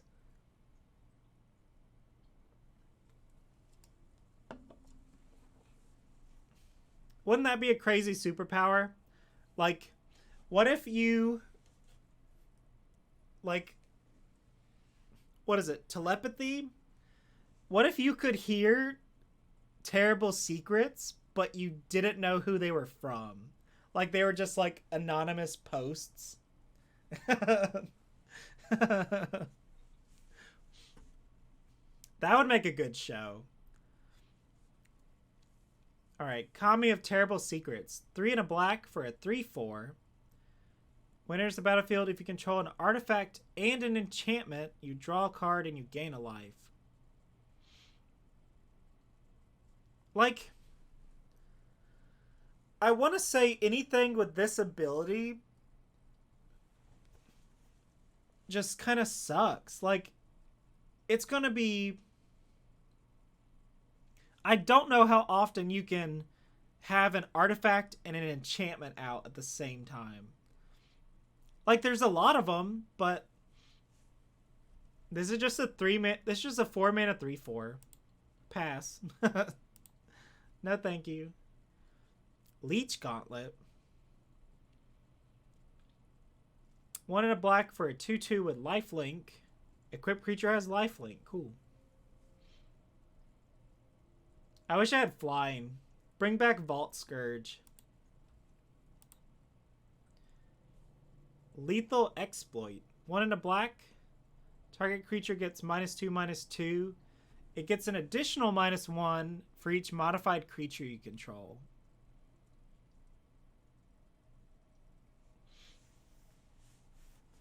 So it's like...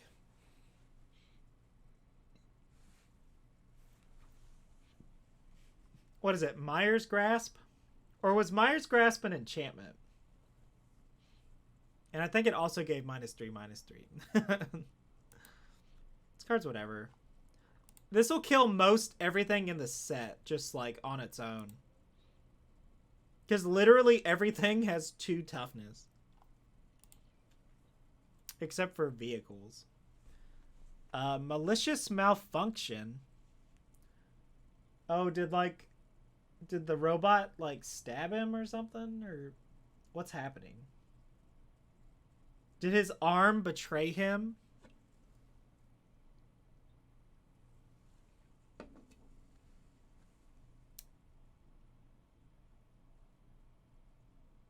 That's oil, my guy. 1 and 2 black for a sorcery. All creatures get -2. If a creature would die this turn, exile it. Ew. Those abilities always make me sad. Oh, it's like oil. Texas tea.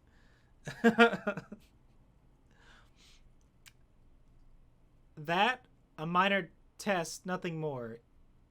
Incomplete flesh is weak. Alright, Rip Kamigawa. March of the Wretched Sorrow. X and a black. Deal X damage to target creature or planeswalker and you gain X life. It's okay. Not as good as the blue one.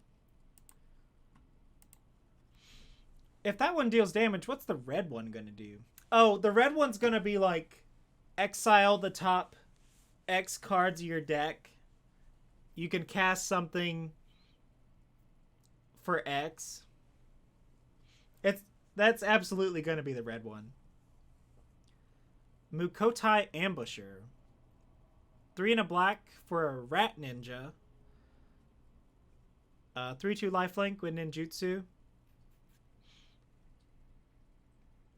Yeah, I feel like with the ninjas, all that really matters is their ninjutsu cost. Sneak in a 3/2 lifelink.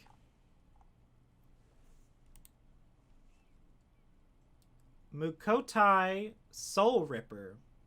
Oh, this is that card we saw. It was leaked, maybe? It was either leaked or they showed the showcase art first. 1 and a black for a 4/3 with crew 2.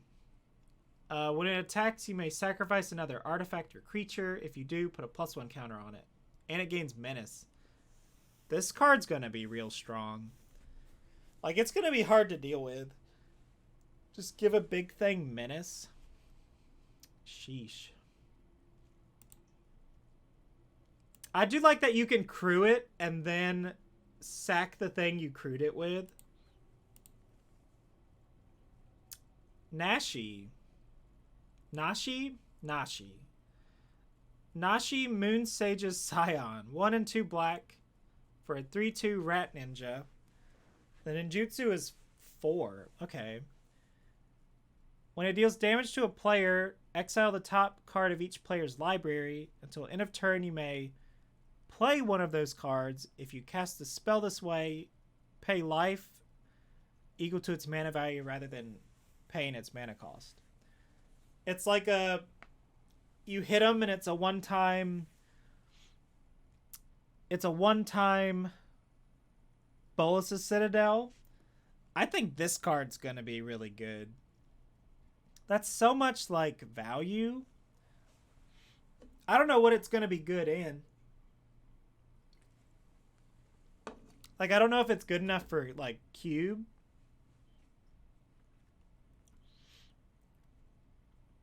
Commander, it's going to be nuts. Because it's like every player, you get to see the top card. Okay, I'll spend some of my 40 life. Yeah, this might be a really good commander card. For people that still play. I gotta update my decks. My decks haven't been touched in so long.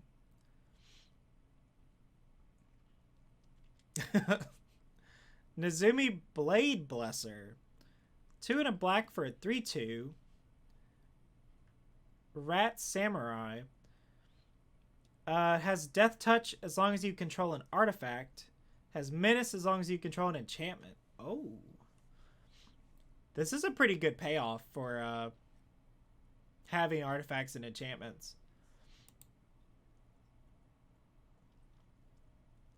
Yeah, 3/2 with Death Touch and Menace.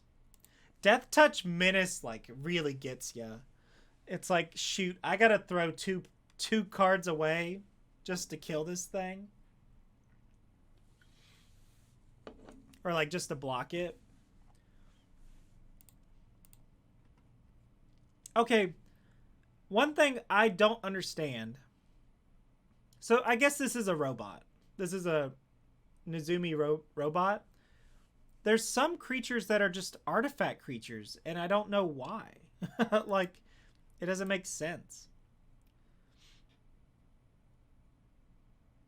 So, Nezumi Prowler, 1 and a black for a 3/1. With ninjutsu for 2. When it's the battlefield, target creature you control gains Death Touch and Lifelink. Okay, it's like the knight from Eldraine, but for ninjas.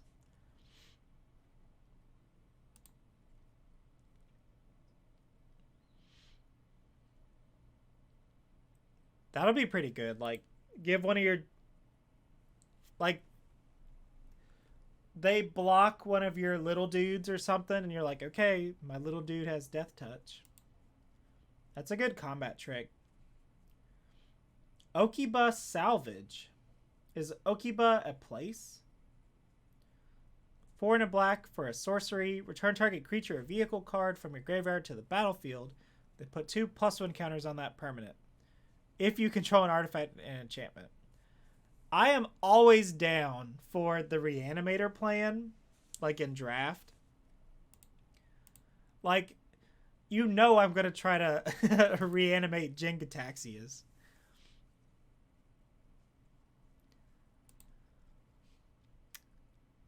Reckoner Shakedown. What? Reckoner Shakedown. What does that mean? Like steal their lunch money? 2 and a black. Sorcery. Target opponent reveals their hand.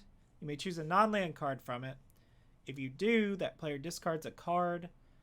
If you don't, put 2+1 counters on a creature or vehicle. Huh. Black has a lot of like hand attack, it feels like. Is that like what they were going for with this set? Reckoner's Bargain. 1 and a black. Is that like a demon? An Oni. 1 and a black instant. As an additional cost to cast this, sack an artifact or creature. You gain life equal to the sacrifice permanent's mana value. Draw 2 cards. Oh, it's like Altar's Reap. I love how Altar's Reap has gotten so like power crept out of the game. Like even this is better Altar's Reap. Like it's no longer a viable card. It's just not good enough anymore. Like for 1 mana, you can sack a creature, draw 2 cards.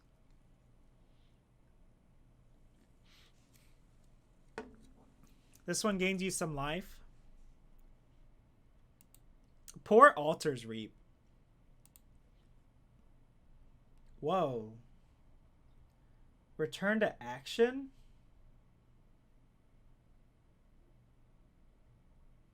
What's going on with this art? Never has been playable. It's that astronaut meme, but Altar's Reap. Man. But yeah, what's going on with the art on this card? It's like unfinished? Question mark? I don't know. It's just out of place. It's weird. 1 and a black instant. Until end of turn, target creature gets +1/+0 and lifelink. When it dies, return to the battlefield. I hate cards like this. That friggin' Undying whatever in Crimson Vow just like eats my butt every time. It's like, okay, I'll block favorably, and they're like, no, you don't even trade with my creature anymore. Like it's really good in Vow. I think usually the card sucks. This is 2 mana to do it. I don't know. Tatsunari, Toad Rider. Look at his face. Look at his dumb face. 2 and a black, legendary creature, human ninja for a 3/3. A lot of 3/3s for 3 in black. 3/3s with upside.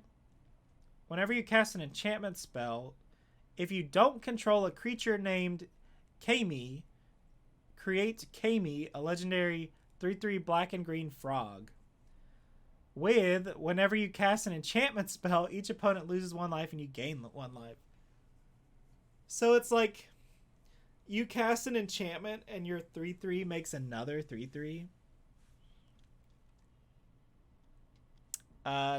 Tatsunari, Toad Rider, and target frog you control can't be blocked this turn. Except by creatures with flying or reach. Oh, like they hop over. I like this card. This card seems strong. Like you open this and you go straight into enchantment ninjas, I guess. And it could just like... It's like the frog is almost as much of a threat as the dude. Twisted Embrace. Ooh, I like that art. I love creepy, like, geisha masks. 2 and 2 black. Enchantment. When it enters the battlefield, destroy target creature or planeswalker an opponent controls. Oh, dang. So it's an enchantment that kills something and makes your dude bigger. Dang. That's kind of cool. Undercity Scrounger. What am I looking at? Whose hand is that? Oh, it's like a I guess it's like a robot hand. It's like technology. Huh. Undercity Scrounger. 2 and a black for a 1/4. Tap, create a treasure. Activate only if a creature died this turn. It's like fair and balanced, pitiless plunderer. They're like, if you can't afford a pitiless plunderer, here's a bulk 5-cent card that almost does it. We have a pitiless plunderer at home. That's the meme. Unforgiving One. Is that a hair? Is that their hair or is that a hat? Or both? 2 and a black for a 2/3 with Menace. Whenever it attacks, return target creature with mana value X or less from the graveyard to the battlefield, where X is the number of modified creatures. That seems good. Or like, it's probably pretty easy to like put +1 counters and enchantments or whatever. I feel like it's really easy to modify. It probably wouldn't be too hard to bring back a 2-drop or a 1-drop every time this attacks. Virus Beetle. 1 and a black for a 1/1 artifact creature insect. When Virus Beetle enters the battlefield, each opponent discards a card. Okay. God dang it. They'll be debugging their code for days before they figure out what happened. Alright. I'm done. The stream's over. Everybody go home. God dang it. I would have liked it if this was like if Jen Gataxius brought the beetle and it gave poison counters. Like if this said each opponent discards a card and gets a poison counter, that would be amazing. Alright, here we go. Best card in the whole set. You are already dead. 1 black mana for an instant. Destroy target creature that was dealt damage this turn. Draw a card. They did it. They did the thing.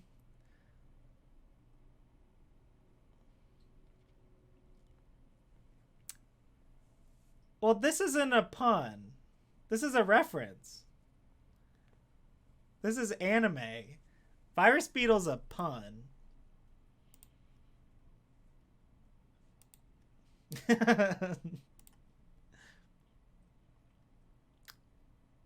I'm only going to play Japanese versions of this card. And whenever I cast it, I'm going to say the thing.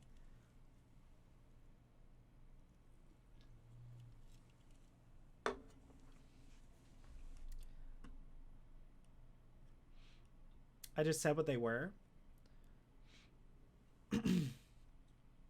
What do you mean?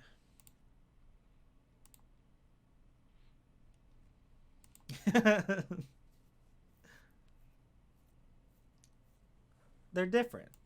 My what I like is subjective. What I think is funny. Okay, red cards. God dang. So we have red, green. This is always like such a... There's just so much. Why can't Magic sets have like 100 cards? Wait, there's basic lands? I thought all the basics were those full arts. Where was I? It is kind of funny. I don't know if it's funny, but they put this reference in, and the artist who drew that manga did one of the cards in this set.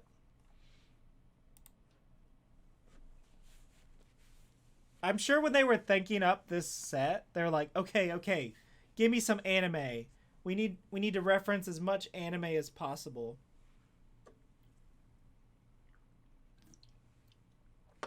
Like, they named that goddamn dragon Junji. Alright. This is a goblin?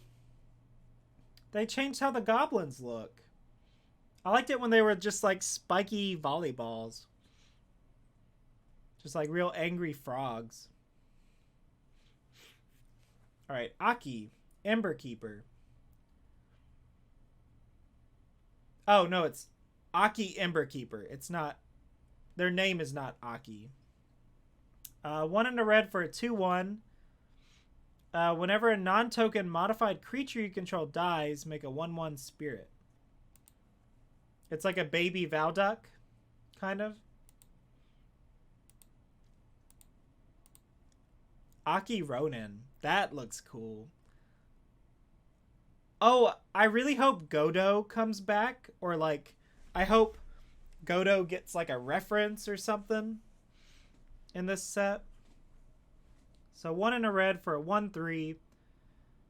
Whenever a samurai or warrior attacks alone, you may discard a card. If you do, draw a card. It's whatever. Aki Warpaint. Yeah, so it looks like some cards in this set are comic booky, but not all the cards. So I don't know. It's just weird. It would have been cool if they did everything comic booky, but whatever. 1 red for an enchantment. As long as enchanted permanent is a creature, it gets +2/+1. Okay. Ambitious Assault. I like this little guy. 2 in a red for an instant. Creatures you control get +2/+0. If you control a modified creature, draw a card. Oh, modified isn't changing the power and toughness. Which is a little confusing, because it is modified, but whatever. Atsushi. Atsushi? Atsushi. The Blazing Sky. 2 and 2 red, 4/4, Flying Trample. These dragons are going to be so good. Like, they're... Oh, man. If you open a dragon, take it. When it dies, choose 1. Exile the top 2 cards of your library. Until the end of your next turn, you may play those cards. Create 3 treasure tokens. Man.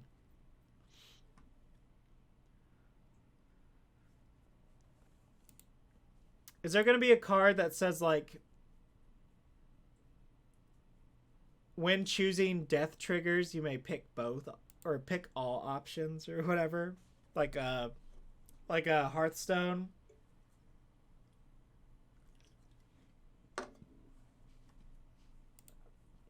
Bronze Plate Boar. 2 in a red for a 3/2 pig. Trample. Equipped creature has +3/+2 and trample. It seems like Reconfigure is usually pretty pricey to, like, put it on something else. That's kind of how Living Weapon was. Like, Living Weapon would be like, okay, you get a 2/2 flyer, but it'll cost you 6 if you want to put it on something else. Crackling Emergence. 1 in a red. Enchantment. Enchanted land is a 3/3 red spirit with haste. It's still a land. If enchanted land would be destroyed, instead sacrifice. Ah, that's cool. Make your land a 3/3 with like less fear of it getting removed. That's cool, but I don't know if it's worth a card, you know? Dragon Spark Reactor. Okay, this card better be cool. 1 in a red for an artifact. Whenever it or another artifact enters the battlefield, put a charge counter on it. Pay 4 and sack it. It deals damage equal to the number of charge counters. Holy crap. It's like, it's a colorless, it's a red, it's like the Shrine of Burning Rage, but like, yeah, it's like another Shrine of Burning Rage. This card's cool. I guess if you have a bunch of artifacts. Holy crap. Okay, so here's a combo. Let's say you have this, and you also have the dragon. They kill your dragon, you make 3 treasure. Put 3 charge counters on this. I think this card's really good. And it like hits them and a creature. Goodwood Monkey. Such a good card. Experimental Synthesizer. Is that like a sword? 1 red for an artifact. When it enters or leaves the battlefield, exile the top card of your library. Until end of turn, you may play that card. Sacrifice it. Create a 2/2 samurai. That's cool. Like if you blink it, you get like 2 cards off the top. Shoot, this is a Joel card. He could be playing red Metalwork Colossus.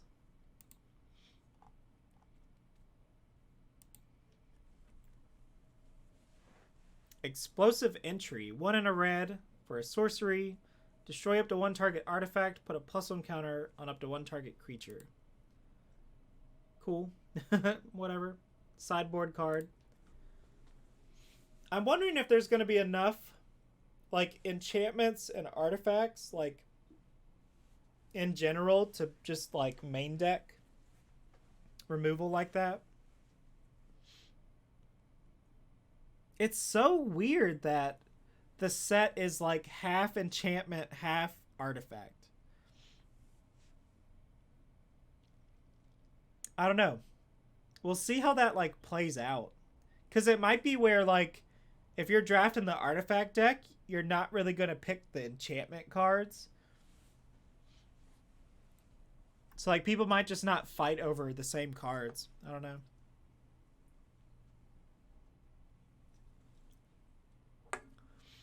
Alright, Explosive Singularity. 8 and 2 red. Sorcery. You may tap any number of untapped creatures. So it kind of has, what is it? Convoke? Invoke? Convoke? The spell costs 1 less to cast for each creature that's tapped. Deals 10 damage to any target. Dang. Also, it kind of looks like Emrakul. I don't know if that's on purpose.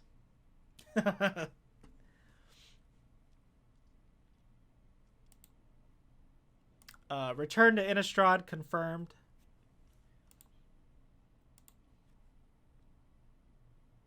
Flame Discharge. X in a red instant. Deals X damage to target creature or planeswalker. If you control a modified creature, deal X damage +2. Is this good? Put this in a Stoneblade decks? Huh? Maybe? I don't know. Gift of Wrath. That's cool art. That's really cool. It's like some rabbit demon. 3 and a red for an enchantment. As long as enchanted permanent is a creature, it gets +2/+2 and has menace. When it leaves the battlefield, make a 2/2 red spirit with menace. That's pretty good. Okay, so question. If you go to enchant something, like you try to enchant a creature and they kill the creature, does the enchantment ever hit the battlefield? Like if you go to enchant something and they kill it, do you get the 2/2? You don't. It just fizzles. Dang. I was thinking this was like protection or like an insurance policy. So you still have to resolve it. Gotcha. Go Shintai of Ancient Wars. 2 and a red for a 2/2 with first strike. Deals X damage to target player or planeswalker. Okay, so the black one deals damage to creatures, but the red one can go face. I'm fine with that. Oh, that's true. Rancor, yeah. That is how Rancor works.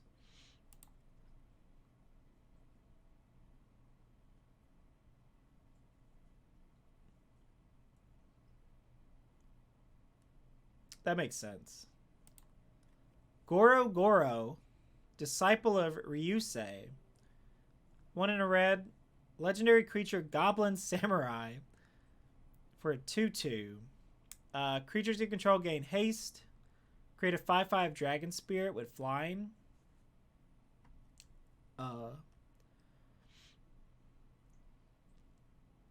Equipment and auras. Oh, okay, so giving this haste isn't a modification. That's so confusing. Like,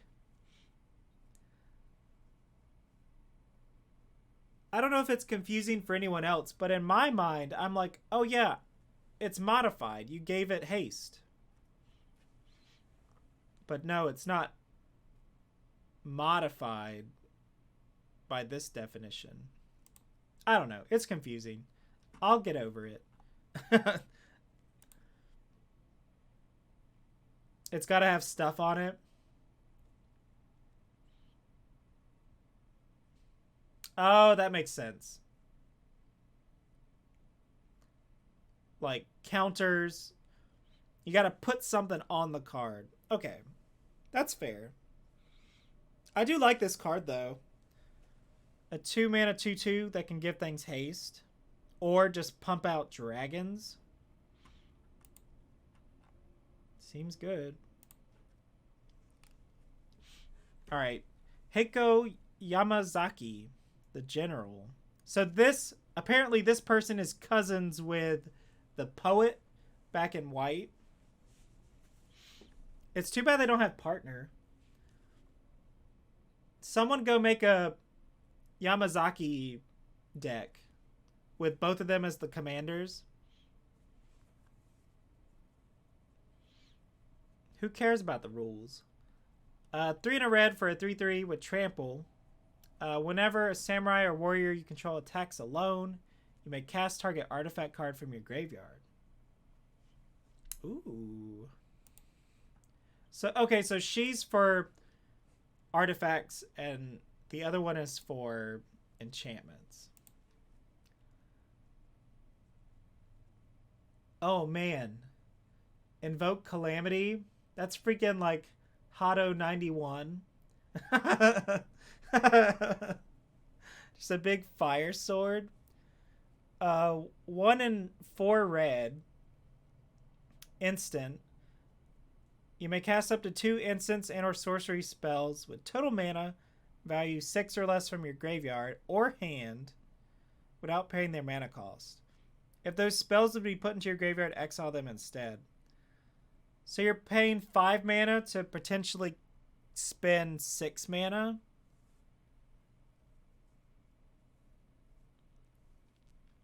This card's gonna do something crazy with like Storm.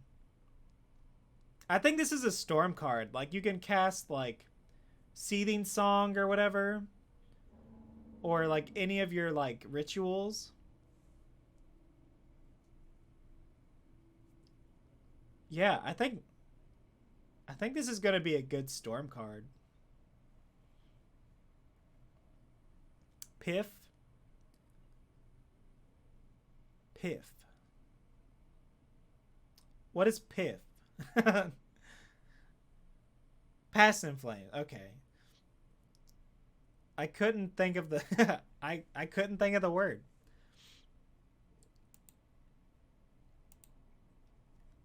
Ironhoof Boar. 6 mana, 5/4. Trample Haste. And has Channel. I like these cards.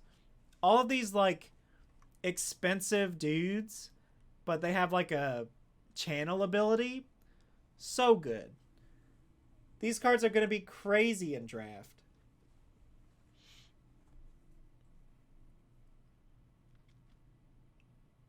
I haven't seen all the cards yet, but I think channel is going to be problematic. Like people are like channel people are going to channel stuff and you can't do a goddamn thing about it.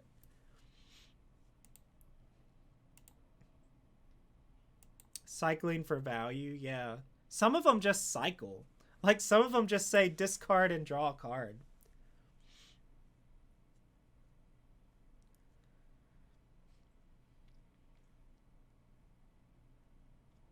Kami of Industry. 4 in a red for a 3/6. When it enters the battlefield, return target artifact card with mana value 3 or less from your graveyard to the battlefield. It gains haste. Sacrifice it at the beginning of the next end step. Huh. I wonder what a good what a good target for this would be. It's like you could, I guess, vehicles. If you can get a cheap. No, because then it wouldn't be a creature. Never mind. Wait, no, it can crew. Yeah, you go get your vehicles. I think that's what this wants to do. I don't know. There are a bunch of like artifact creatures. Not as bad as cycling. Yeah, it's just better cycling. Kami's Flare. 1 in a red for an instant. Deal 3 damage to target creature or planeswalker. Also deal 2 damage to that permanent's controller if you control a modified creature. It's like okay.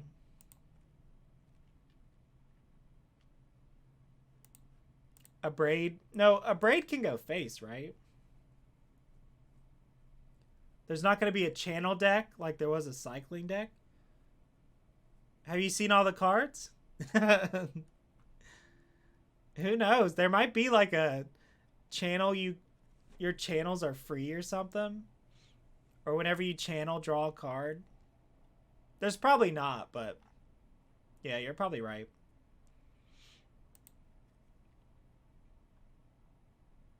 Zenith Flare for channels, absolutely. I would not be surprised if they did that. But yeah, it wouldn't be as busted since there's not a lot of like 1 mana channelers. What they should do is they should make a channel ability that channels. Like that just does channel. That'd be pretty funny. Kindled Fury. 1 red for an instant. Target creature gets +1 and gains first strike.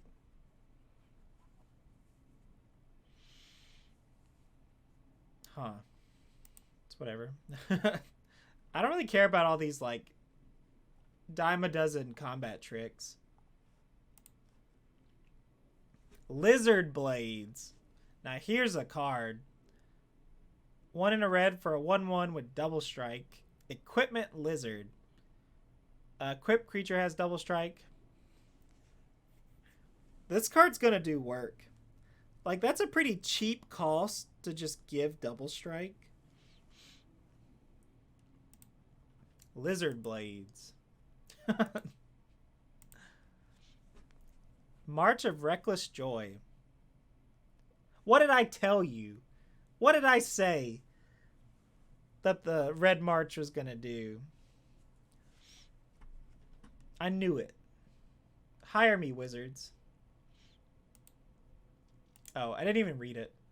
I didn't even read it out loud. Exile the top X cards of your library. You may play up to 2 of them until the end of your next turn. Cool.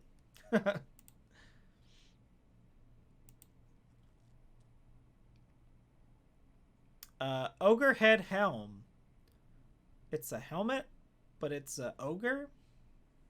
It's the tiniest ogre. 1 in a red for a 2/2. Equipped creature gets +2/+2.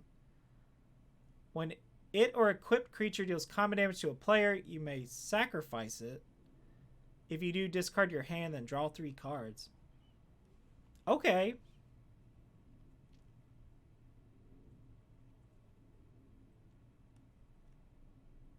I like that. Refills your hand if they, like, make contact. You do have to, like, connect, but there's enough ninja garbage in this set. It's probably not that hard. Peerless Samurai. 2 in a red for a 2/3. Menace. Whenever a Samurai Warrior attacks alone, the next spell you cast this turn costs 1 less. Ooh. I kind of wish it was a 3/2 Menace, but that's whatever. Rabbit Battery. 1 red for a 1/1 with haste.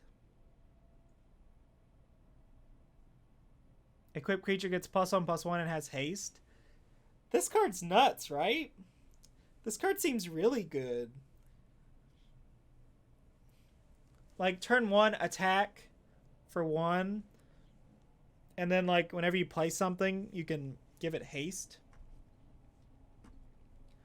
The literal Energizer Bunny? Yeah, exactly.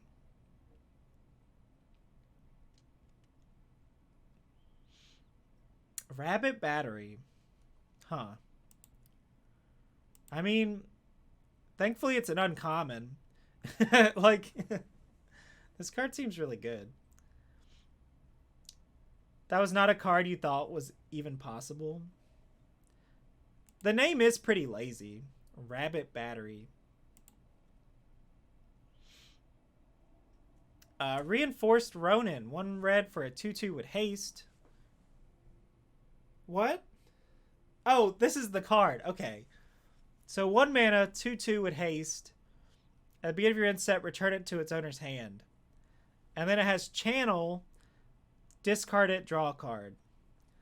This card's insane. At uncommon? Like, this would be a rare in any other set. A mythic, even. Man, there's a lot of 1 mana, 2 power creatures in this set. So, watch out.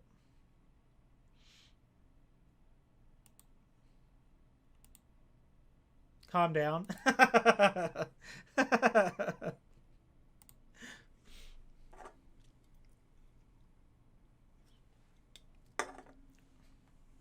I'm doing it for the content. I'm hyping it up. Scrap Welder. 2 in a red for a 3/3. Sacrifice an artifact with mana value X. Return target artifact with mana value X or less from your graveyard. It gains haste. Ooh, baby. Another, like, Goblin Welder. It is 3 mana. I mean, I guess it's fair Goblin Welder, but I don't know. I think this card's pretty cool.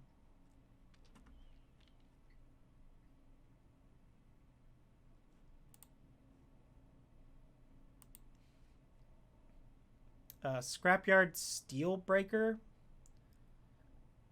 Got a big robot arm.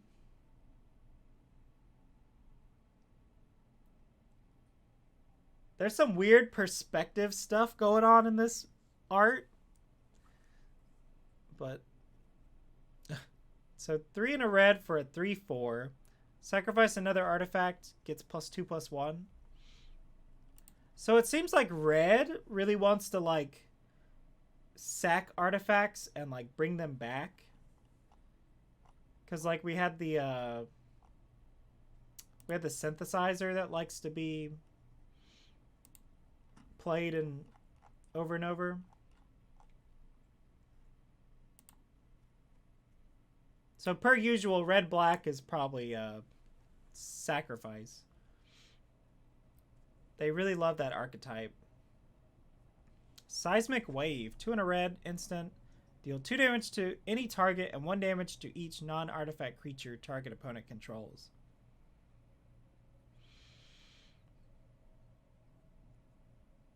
I think that card's good. 3 mana, deal 2. Never mind. I don't think this card's ever gonna like wipe the board. I don't think many things that are not artifacts have 1 toughness. Simian Sling. 1 red for a 1/1 monkey. Whenever it or equipped creature becomes blocked, deals 1 damage to defending player. I like it. It's an equipment monkey. What if you just take every one of these that you see? Is that good? Sokenzan Smelter. 1 in a red for a 2/2. At the beginning of a combat on your turn, you may pay 1 and sacrifice an artifact. If you do, make a 3/1 red construct with haste. Ooh. I like that. If you can like make enough artifacts, you can just keep pumping out 3/1s.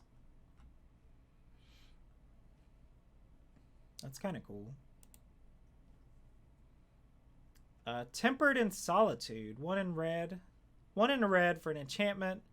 Whenever a creature you control attacks alone, exile the top card of your library. You may play that card this turn. I don't know. It's whatever. Thundering Raiju. 2 and 2 red for a 3/3 with haste. Whenever it attacks, put a +1 counter on target creature. Then it deals X damage to each opponent, where X is the number of modified creatures you control, other than Thundering Raiju. Yeah, the Hellrider at home. I don't think I can like explain how big of a gap there is between Hellrider and this card. Like, the gap is enormous. Like, this ain't no Hellrider. Hellrider is such a good card. But I guess in draft, this will maybe deal a couple damage. But it says each opponent. But Commander. I mean, I guess when it attacks the first time, you're guaranteed 1 damage. This card's... I would say this card's solid, but it's no Hellrider. But that doesn't mean it's bad, if that makes sense. It's a good card. It's just not Hellrider. Tawashi Songshaper. We got freaking Sona. Is this a new Sona skin? 1 in a red for a 2/2. Whenever another artifact enters the battlefield, gets +1/+0. Okay. 2 mana, 3/2. It's an old Sona skin. It does kind of have that look to it.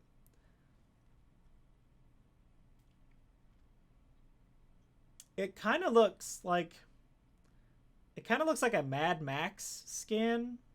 There's a lot of fire going on. Oh, this is a cool card. Or like the art's pretty cool. Twin Shot Sniper. 3 and a red for a 2/3 Goblin Archer with reach. When enters the battlefield, deals 2 damage to any target. And then you can channel it to deal 2 damage to any target. What? This card's nuts. This is the best skeleton archer I've ever seen.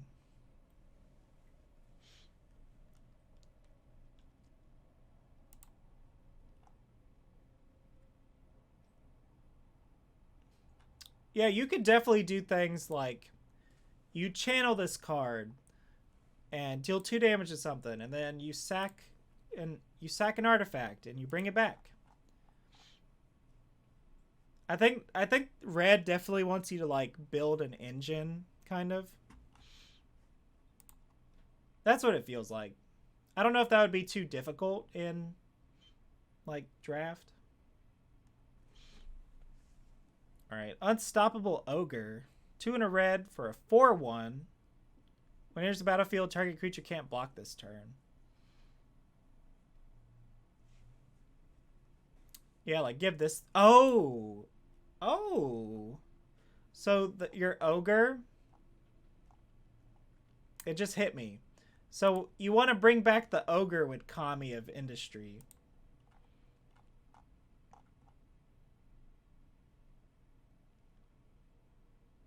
Yeah, like you bring back your 4/1, you make something unable to block.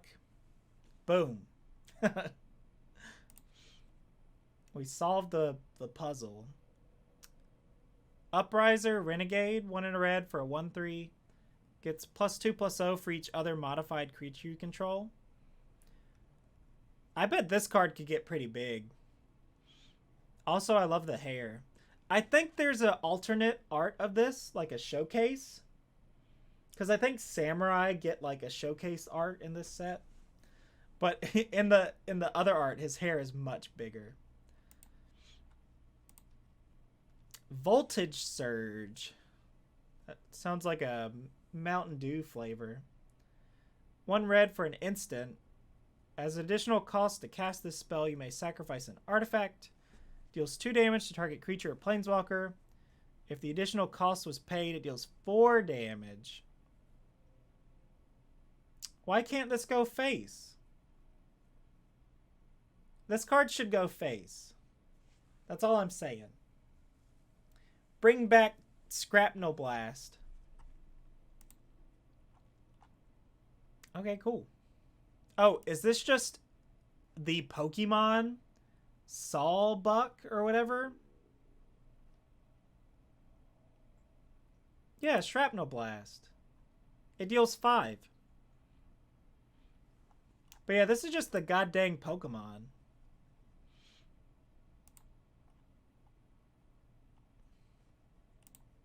Am I mistaken?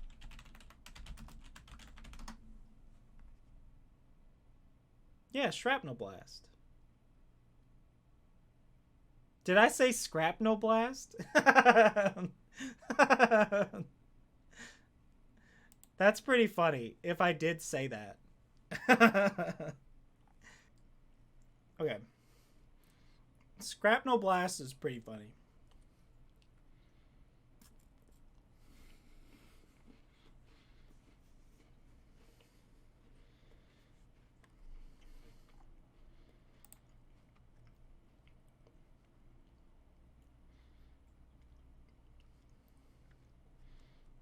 Hey, we got our first snake. A snake that looks like a naga.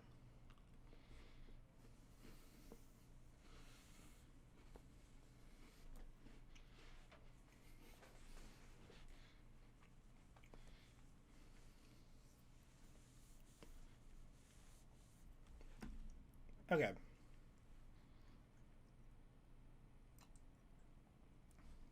I decided it was wine time. I always I always get through like most of the review, and then I'm like, I could use a drink.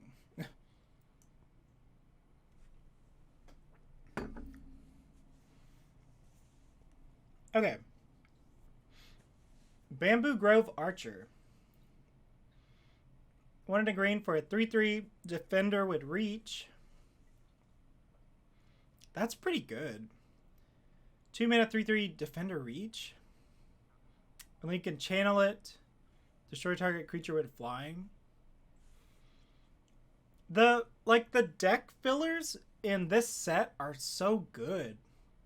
Like they kind of like normally sets have like just kind of throwaway cards that like you'll play them if you need playables. But like this set just kind of raises that bar. Like if you're going to be a trash like 23rd card of my deck, you better have like a good ability. I don't know. It's like like cards are just, they just do more now, I guess.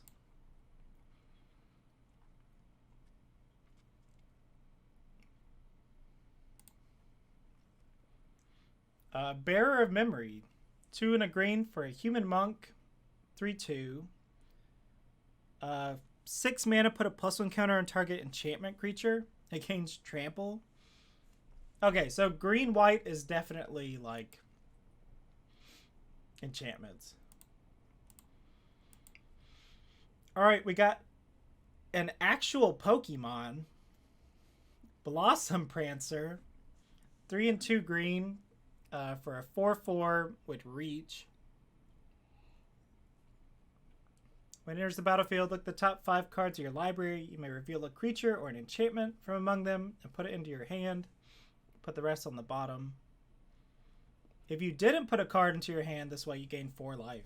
Jeez. 5 mana, 4/4 reach. Get a card or gain some life. Boon of Boseiju. You just have like plant. It's like a plant mech. 1 and a green, instant. Target creature gets +X/+X, where X is the greatest mana value among permanents you control.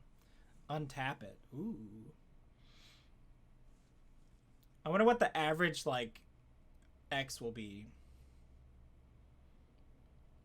I don't think there's a lot of big things, right? I guess there's like, what was that pig? It's like Ironhoof Boar is like 6, but it already has trample.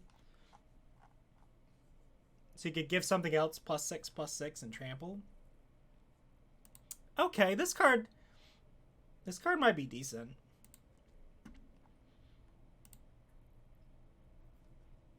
Careful Cultivation. 2 and a green.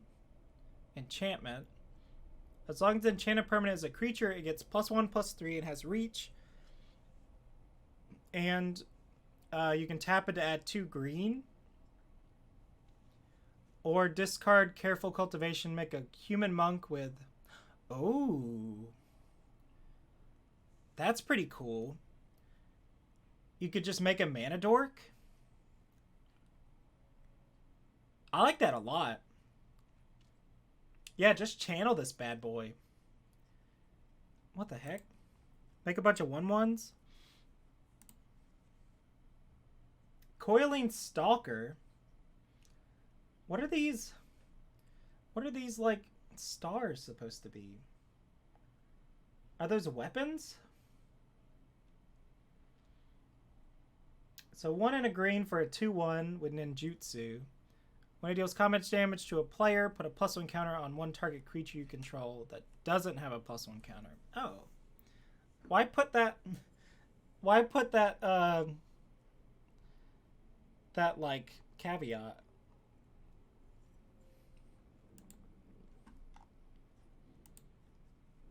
Commune with Spirits. 1 green for a sorcery. Look at the top 4 cards of your library. You may reveal an enchantment or a land. Put them into your hand. Isn't that... Isn't that what Ancient Stirrings does?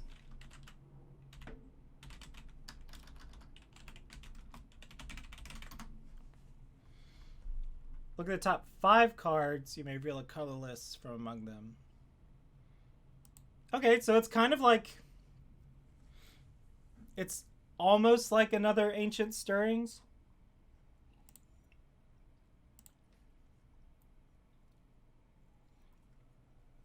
Except it can get an enchantment. That's tight. You like that? Yeah. I mean, it's only 4 cards, but... I don't know. I feel like this will see play in something.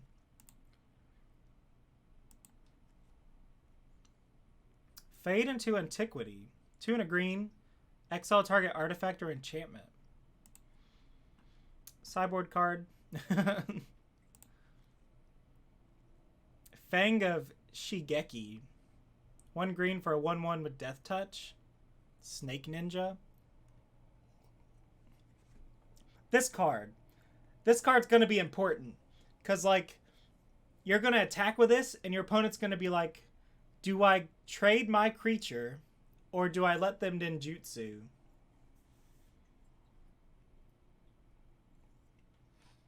Yeah, if you're ninjas, you better get some Fang of Shigekis.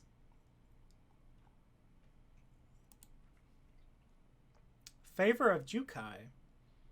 3 and a green, enchantment. As long as enchanted permanent is a creature, it gets +3/+3 and has reach. Yeah, a lot of these cards are worded so you can, like, enchant your vehicles. You can channel it to give something +3/+3 and reach.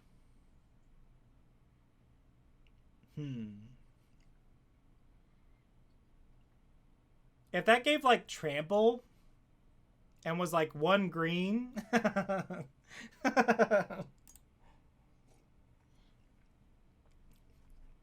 I'm just looking for new cards to go in Infect. Generous Visitor. 1 green for a 1/1. Whenever you cast an enchantment spell, put a +1 counter on target creature. What is this? It's like a little squirrel deer thing.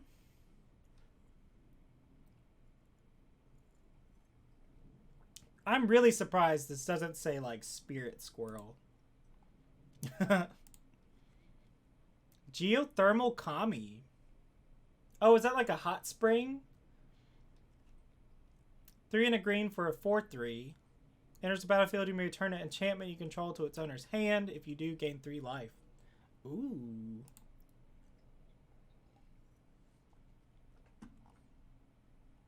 Yeah, there's probably some good...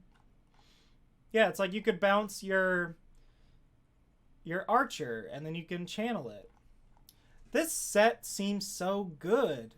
Or, like, there's so much, like, synergy with the cards. And that's what I like. I like how all the cards, like, play with each other. I like finding all the little interactions. The Wombo combos. That's cool. Go Shintai of Boundless Vigor. 1 and a green for a 1/1 with Trample. Put +1 counters on target shrine for each shrine you control. Okay, here's your big boy shrine finisher. It's so weird that they make the shrines uncommon. Like, they should make, like, just a garbage throwaway, like, common shrine. And so you can just get a bunch of those or something. I don't know. It's like they're scared these will be too OP. I think shrines are a trap. I will not draft them. But, I mean, if it goes off, it, like, you're going to get there.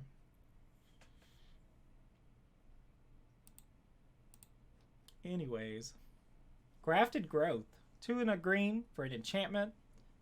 Put a +1 counter on target creature or vehicle.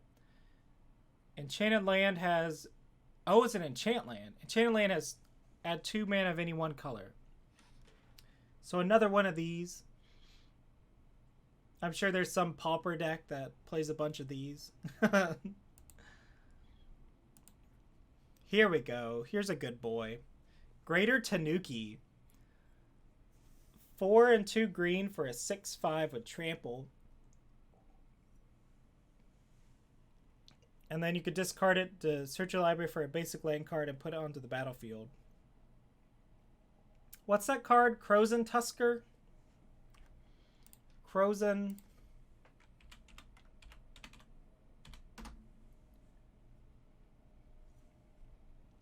Oh, there's a lot of Crozen cards. Oops. Yeah, Crozen Tusker. It's just better Tusker. Tusk. And all they did was give it trample. It doesn't cycle. True. It doesn't draw you a card. But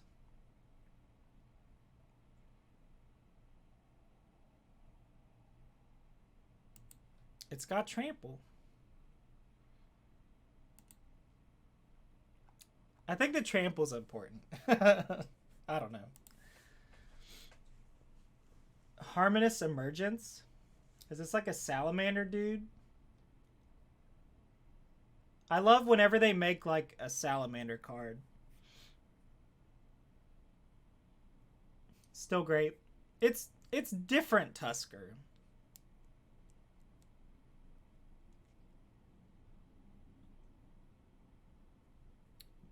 Three and a green for an enchantment.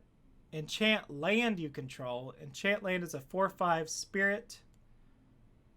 Okay, so it's another one of these. Huh.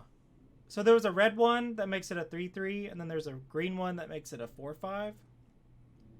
Vigilance and Haste. Hello? This card feels like a beater. Make a 4/5 land with Vigilance.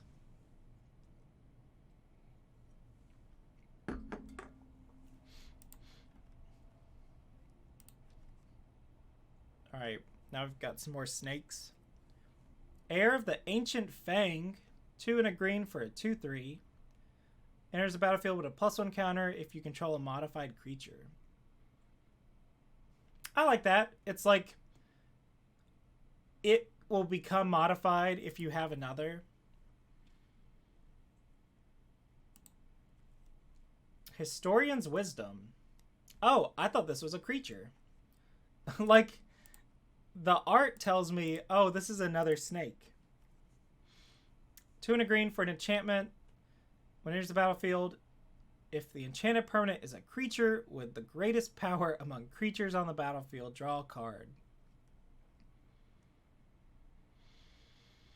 So if it's bigger before it gets the buff, you draw a card. That's what I'm like sensing.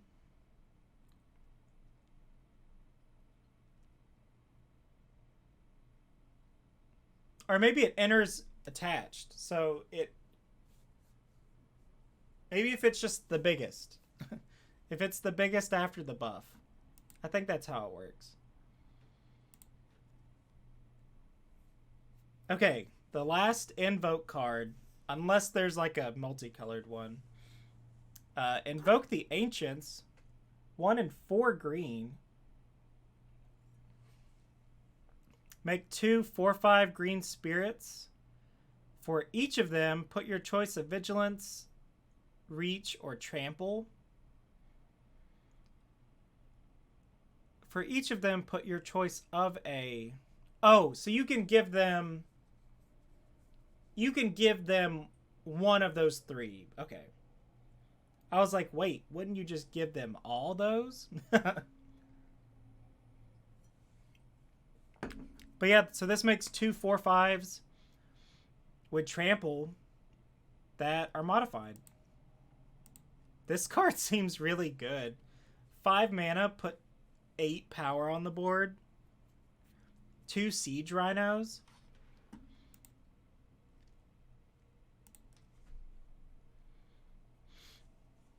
Jukai Preserver.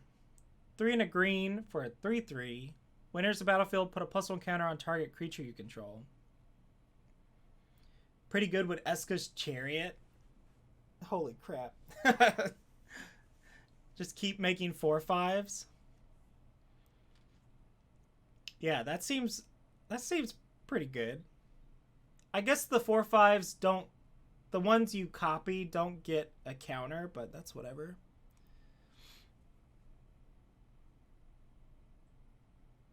Channel 2 and a green, discard it, put +1 counter on each of up to 2 target creatures. Alright, so this card is like your enabler for the modified deck. If you're green. I don't know, is green red the modified colors? Maybe the archetypes are not just like color pairs. Maybe it's like thing you're trying to do and you just do that in the colors that you have. I don't know. Jukai Trainee. 1 and a green for a 2/2. When it blocks or becomes blocked, it gets +1/+1. Ooh. It's got a 3/3. It's got Bushido 1.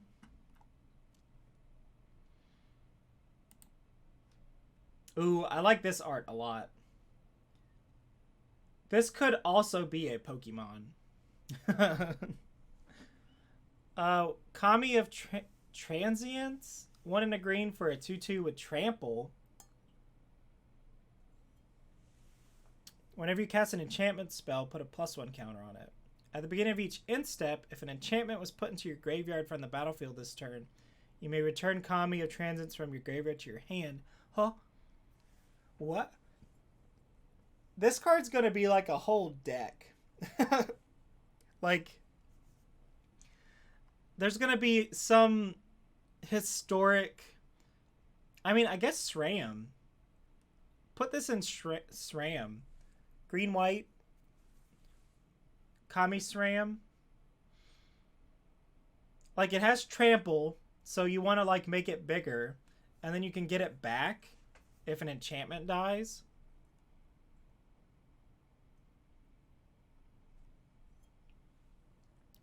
Gross. So, like, if this dies, if you enchant this card and it dies, at the end of your turn, at the beginning of each end step, you could bring this back to your hand.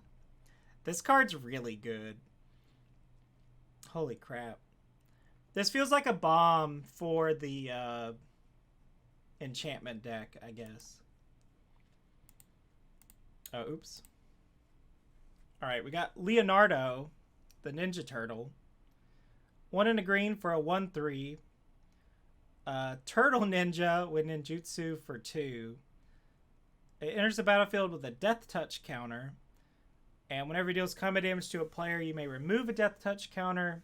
And if you do, exile target artifact or enchantment. I saw a tweet. It was like Flavor Fail of Kamigawa. Because there's a card called like Shell of the Last Kappa.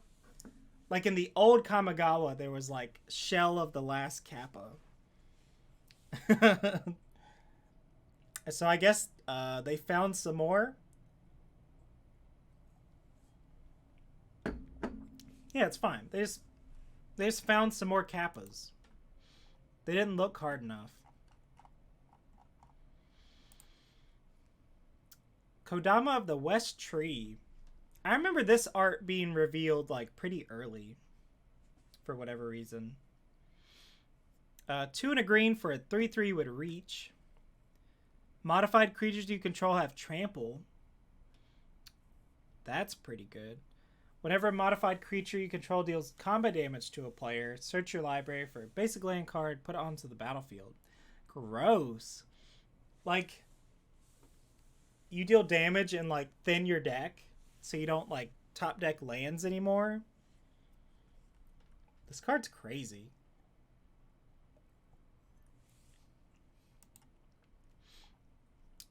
That card feels real good. And, like, the Kappa modifies itself.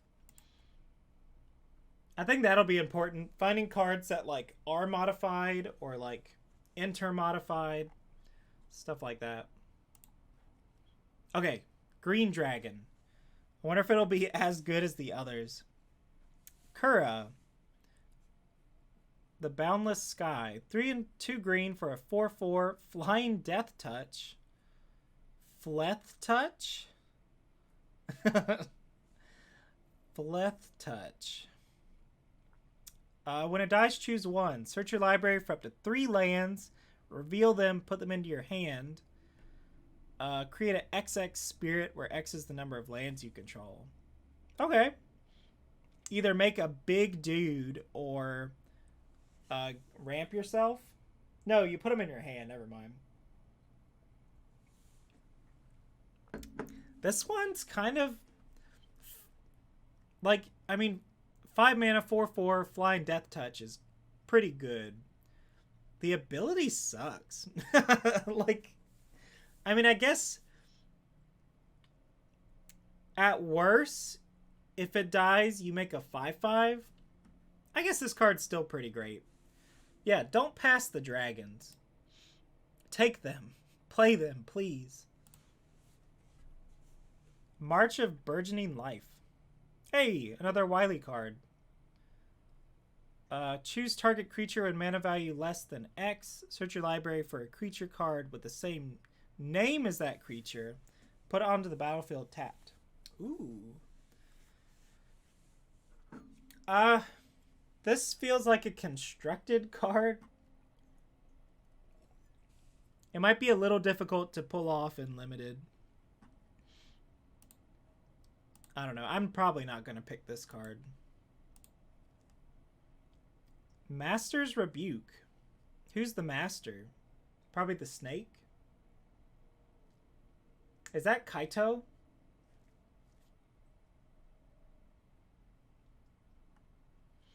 One in a green instant. Target creature deals damage equal to its power to target creature, planeswalker, or planeswalker. What? That's the best, like, deal damage spell, like, ever. You can deal damage to a planeswalker? Jeez. Orochi Merge Keeper. Merge Keeper? 1 in a green for a 1/1. Taps for 1 green. As long as it's modified, it taps for 2 green. Dang.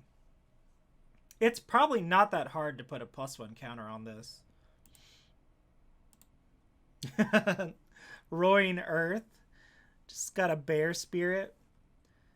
1 in a green for an enchantment. Whenever a land enters the battlefield under your control, put a +1 counter on target creature or vehicle.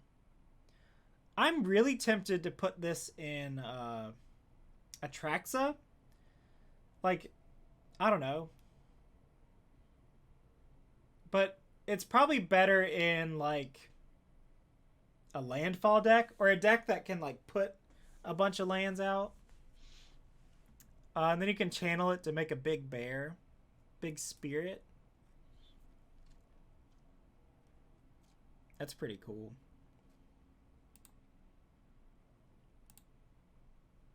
Season of Renewal. 2 in a green.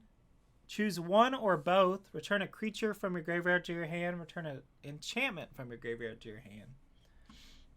That's cool. Get 2 cards back.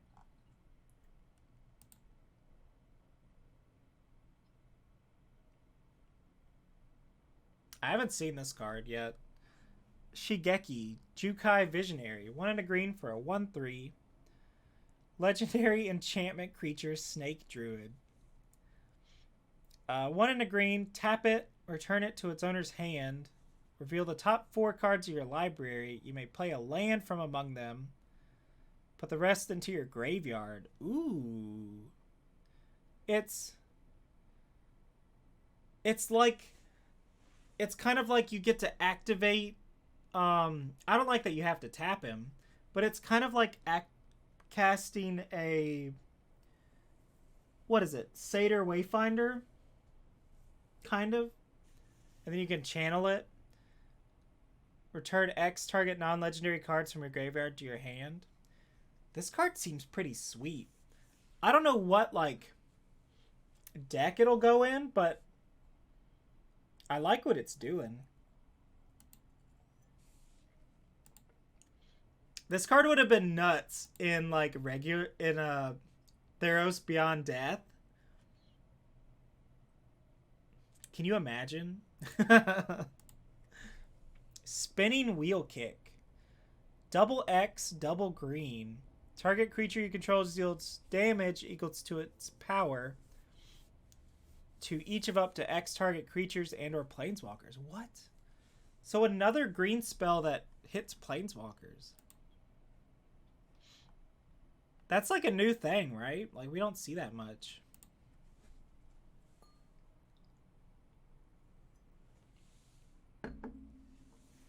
Springleaf Avenger, 3 and 2 green for an insect ninja. Nice.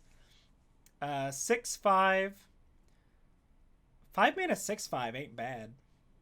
Ninjutsu for 4. When it deals combat damage to a player, return target permanent card from a graveyard to your hand. That's a pretty good card. Like, that's some value if that connects. It's kind of a beater, too. Like, turn 4, you attack, hit them for 6. Bring back your Shigeki from the graveyard. I really like this set. This set is like, it seems super cool. Like, there's so much stuff you can do.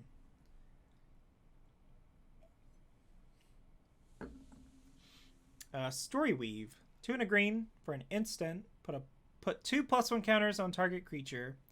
Put 2 lore counters on target saga. The next time one or more enchantment creature enters the battlefield under your control this turn, each enter with 2 additional +1 counters. Oh, wait. That feels like there should be a third. Or like, it feels like this is an ability, this is an ability, and then this should be another ability. Oh man, imagine you cast History of Benalia and then you story weave it. So then you have 4/4 knights. Powerful. But then they can't attack because they don't have haste.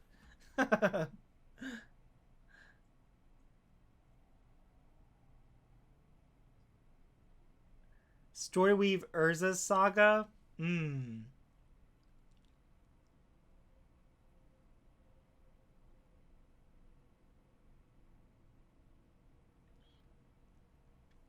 I don't know if that's good unless you can make the tokens. I don't know. This card's whatever.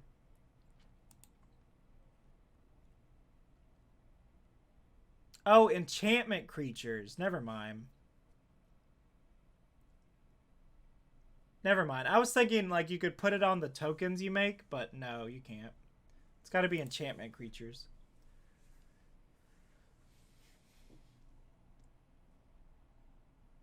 Oh.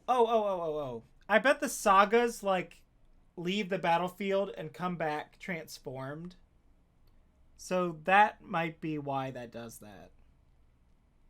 So like the back of them will get 2 +1 counters or something. I think that's how that works.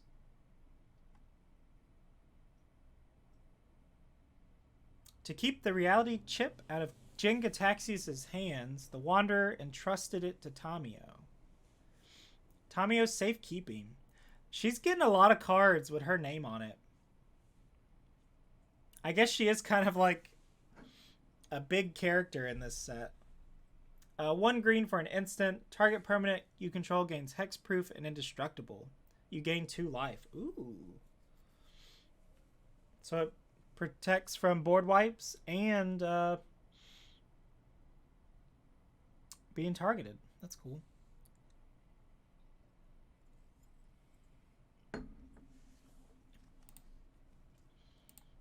Weaver of Harmony. 1 and a green for a 2/2. Other enchantment creatures you control get +1/+1. An enchantment lord. 1 and a green, green and tap it. Copy target activated or triggered ability you control from an enchantment source. I can copy my Rage Extractor. I could double my Rage Extractor triggers.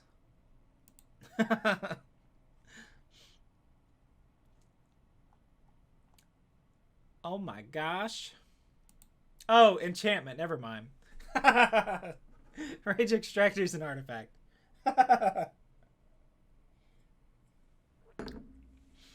Never mind. It's for your sagas. Go get yourself 2 1-mana artifacts from Urza's Saga. Powerful. Web Spinner Cuff. 2 and a green. 1/4 with reach. It gives 1/4 in reach. Cool. That's a tiny spider, though. Usually the spiders are big. Okay. Multicolored. What do we have left? We have multicolored. We have artifact. And then lands. And then sagas. Ooh. God, we're like halfway. A little over half.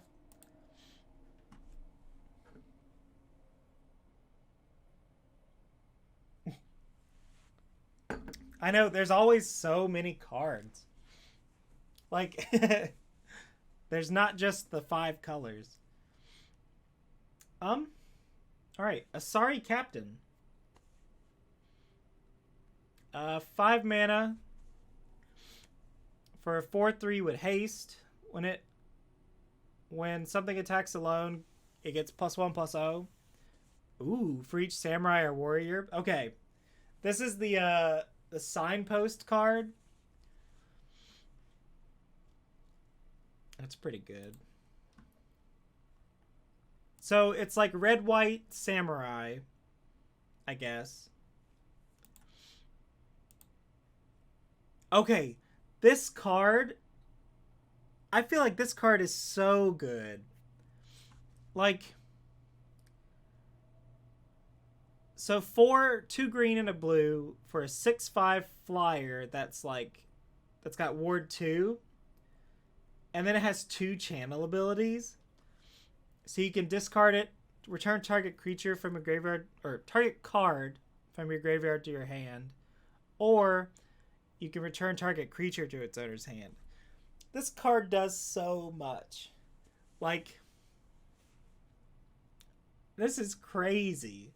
I want to play blue-green just so I can play this card. It's so flexible. It's the most flexible card I've ever seen. 6/5 flyer that's like that protects itself. Elastigirl. Yeah, it's just Elastigirl. A Ganjo Uprising. X, a red and a white. Create X 2/2 samurais with vigilance. They gain menace and haste. Each opponent creates X -1 2/2 samurais with vigilance. This card's weird. Like, I don't want to give my opponent things. Like, I mean, I know that they can only block like half of your dudes. It's like they can block half -1 of your guys.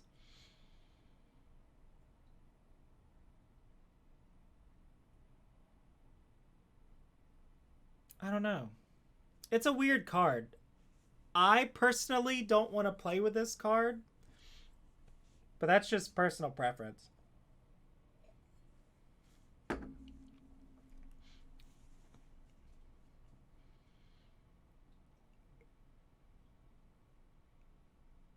Yeah, it almost reads deal half of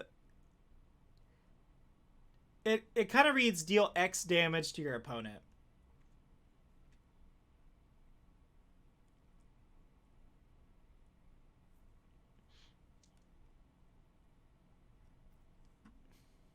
I guess that's the best way to look at it. You think it's good? Yeah, I just don't want to play with it. I don't want to deal with that combat math. Not gonna steal games from behind. Yeah, like if they have a bigger board than you, this does not like save you.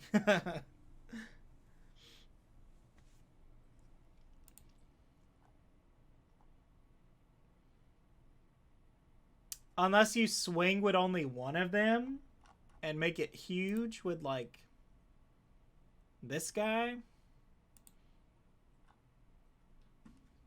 Pretty easy to make it asymmetrical, yeah. Because you don't have to attack with the guys. All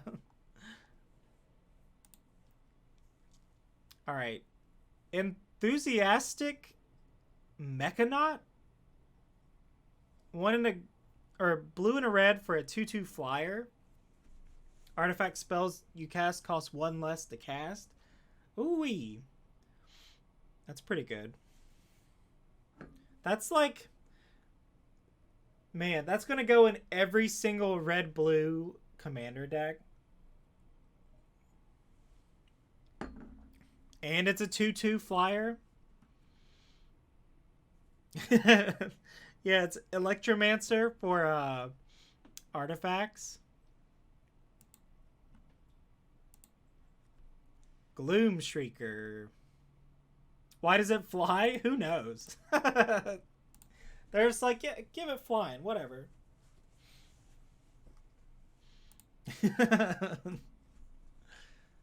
One, a black and a green for a 2/1 with Menace. Enters the battlefield, return target permanent card from your graveyard to your hand. If it would die, exile it instead. Huh. I guess they don't want you to abuse the return thing?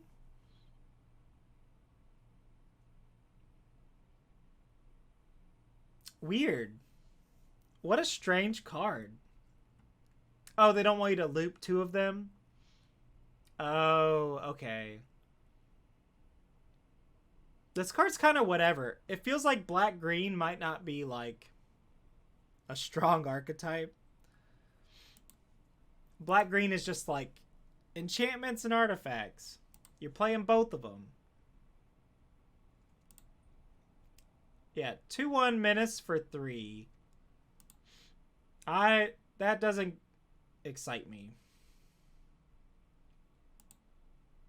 It is an enchantment. They could have made it an enchantment artifact.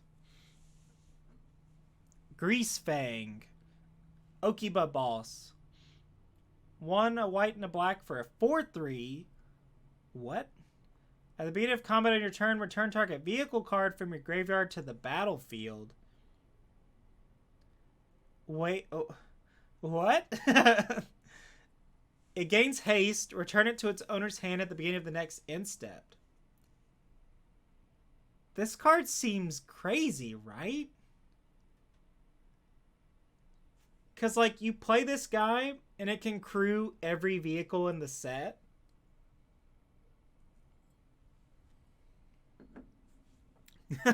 Yeah, beep beep. What the heck? I want to draft this card. This card's exciting.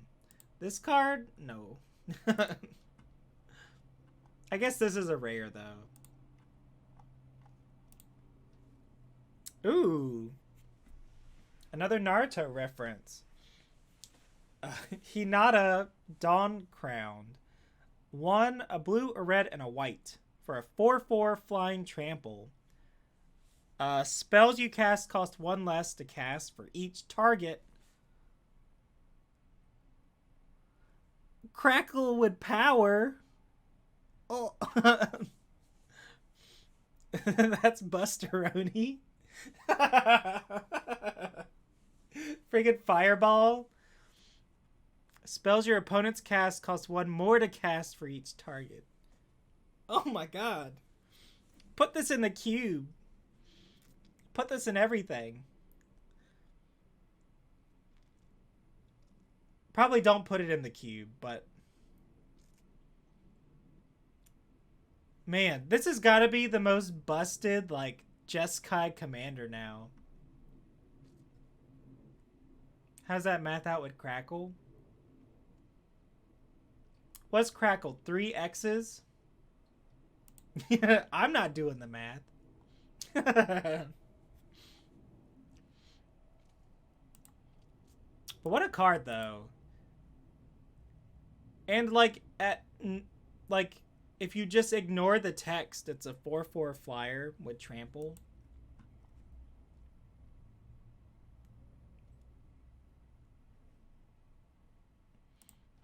Triple X, red. Someone's gonna do it.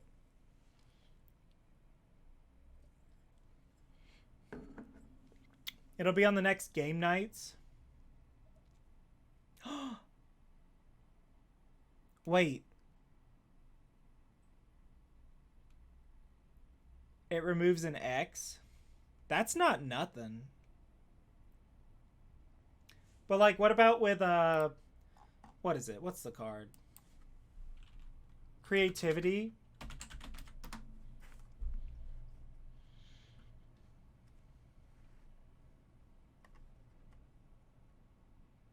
Creativity would just be 3 red mana.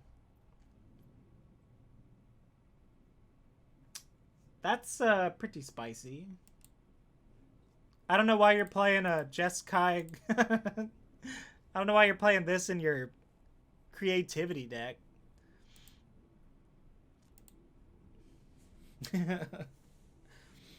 Alright. Invigorating Hot Spring. 1, a green, and a red for an enchantment. Enters the battlefield with 4 +1 counters on it. Modified creatures you control have haste. Remove a +1 counter from the Hot Spring. Put a +1 counter on target creature you control. Ooh. You can give things a +1 counter and haste. Once per turn. I like that.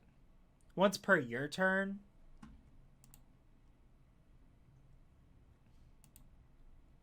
It's a bad Yavimaya Fires.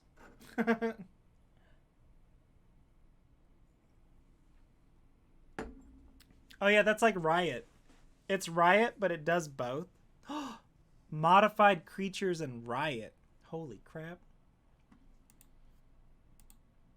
Okay, this card is absurd. I did see this card beforehand. Ishin. 2 heavens as 1. So red, white, black, 3/4.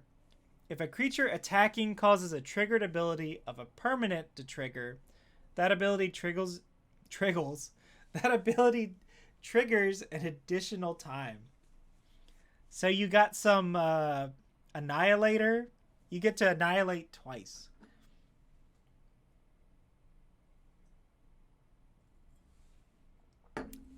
You have all your samurai, like, attacking alone things. This guy's nickname is Triggles. Ishin. Triggles. This card's insane. This is so easy to just bust. What a card. Like, you could play red, white, and splash black. What the heck?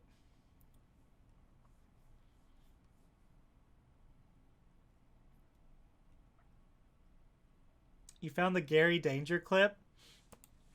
It did get clipped, right?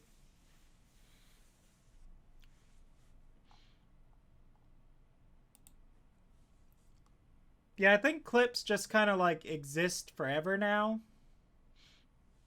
They're just there.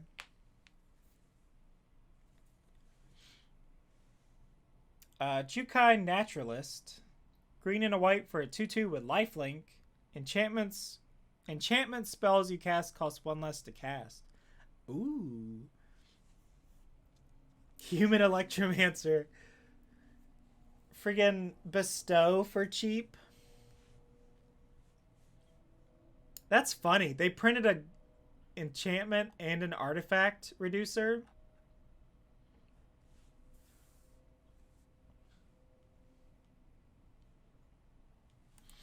Alright, we're finally at Kaito. So Kaito Shizuki. 1, a blue and a black. 3 loyalty planeswalker. At the beginning of your end step, if it entered the battlefield this turn, it phases out. +1, draw a card, then discard a card unless you attack this turn. -2, make a ninja that can't be blocked. And then -7, you get an emblem with whenever a creature you control deals combat damage to a player, search your library for a blue or black creature card, put it onto the battlefield, then shuffle. So this card's going to be so hard to deal with. Because, like, the first turn they play it, it, like, phases out. Like, you can't touch it. You can't attack it. So, like, I don't know. I think this card's really good. Like, you're almost guaranteed 2 activations of it. Which is crazy. Just like the white one. The white one would flash. Like, you're probably going to activate it twice before they can deal with it. I think it's good. I don't know if it's good enough to, like, go in cube or whatever, but this card seems strong. Kotose, the Silent Spider. I haven't seen this one. That's a lot of text. 3, a blue and a black for a 4/4.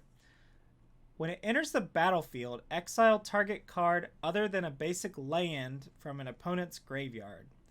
Search that player's graveyard, hand, and library for any number of cards with the same name.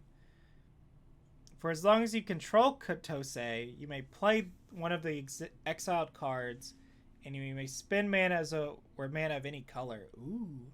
So it's like a surgical extraction, but you get to, like, cast the card. That's going to be annoying. It doesn't have ninjutsu, though. I wish it had ninjutsu. I guess there was no room in the text box.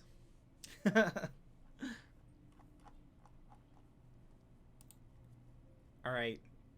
Naomi. Naomi? It's probably Naomi. Pillar of Order. 3, a white and a black for a 4/4. When it enters the battlefield or attacks, if you control an artifact and an enchantment, make a 2/2 samurai. That's alright. I still think having an enchantment and an artifact is going to be tough. Oni Cult Anvil. Black and a red for an artifact. Whenever one or more artifacts you control leave the battlefield during your turn, make a 1/1 construct artifact creature token. This ability triggers only once each turn. Dang. They didn't want you to sack these 1/1s forever.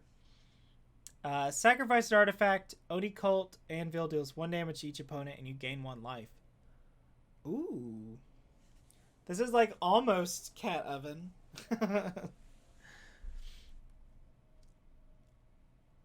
This is like a much harder to pull off Cat Oven. But you can definitely sack the 1/1 and then it makes another. So yeah, it's kind of like Cat Oven.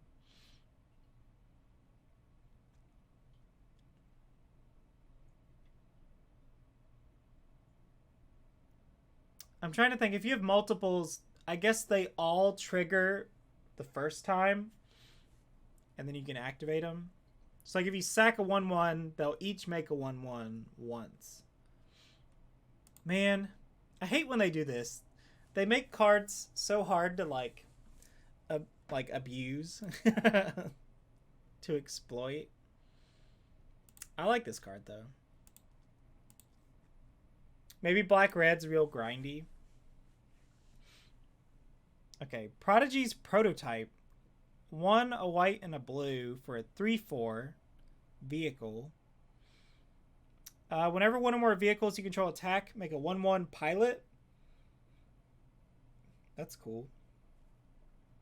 So like if you crew this, it becomes like easier to crew. Or you can just crew it with the pilots. I like that.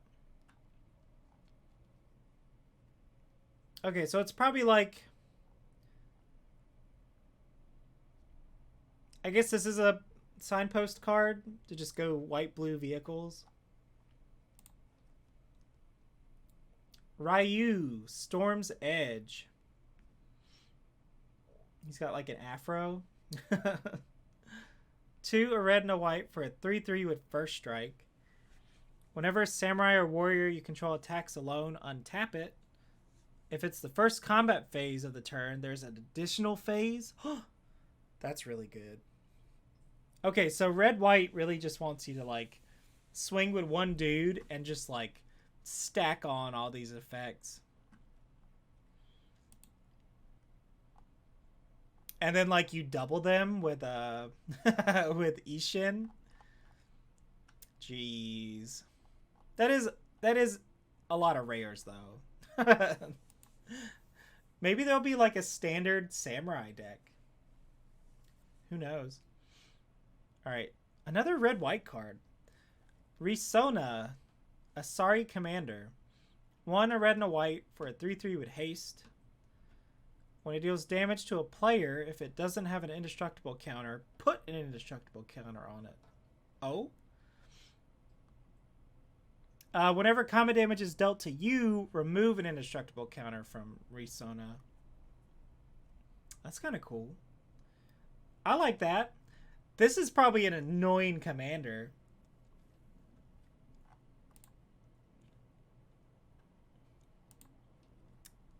Satoru Umezawa. 1 a blue and a black for a 2/4. Whenever you activate a ninjutsu ability, look at the top 3 cards of your library, put one of them into your hand and the rest on the bottom of your library in any order. This ability only triggers once each turn. Each creature card in your hand has ninjutsu, 2, a blue and a black. This guy's cool. Like, just think of any giant creature you'd want to reanimate or sneak attack, and now it's a ninja. Like Emrakul. Emrakul's a ninja now. Like, that's so good. I really like that card. It's a rare. Satsuki, the Living Lore. Green and a white for a 1/3. Tap it, put a lore counter on each saga you control. When the Living Lore dies, choose up to 1. Return a saga or an enchantment you control to its owner's hand. Return target saga from your graveyard to your hand. So there, I guess there's like a saga archetype. Maybe if you can get a bunch of them.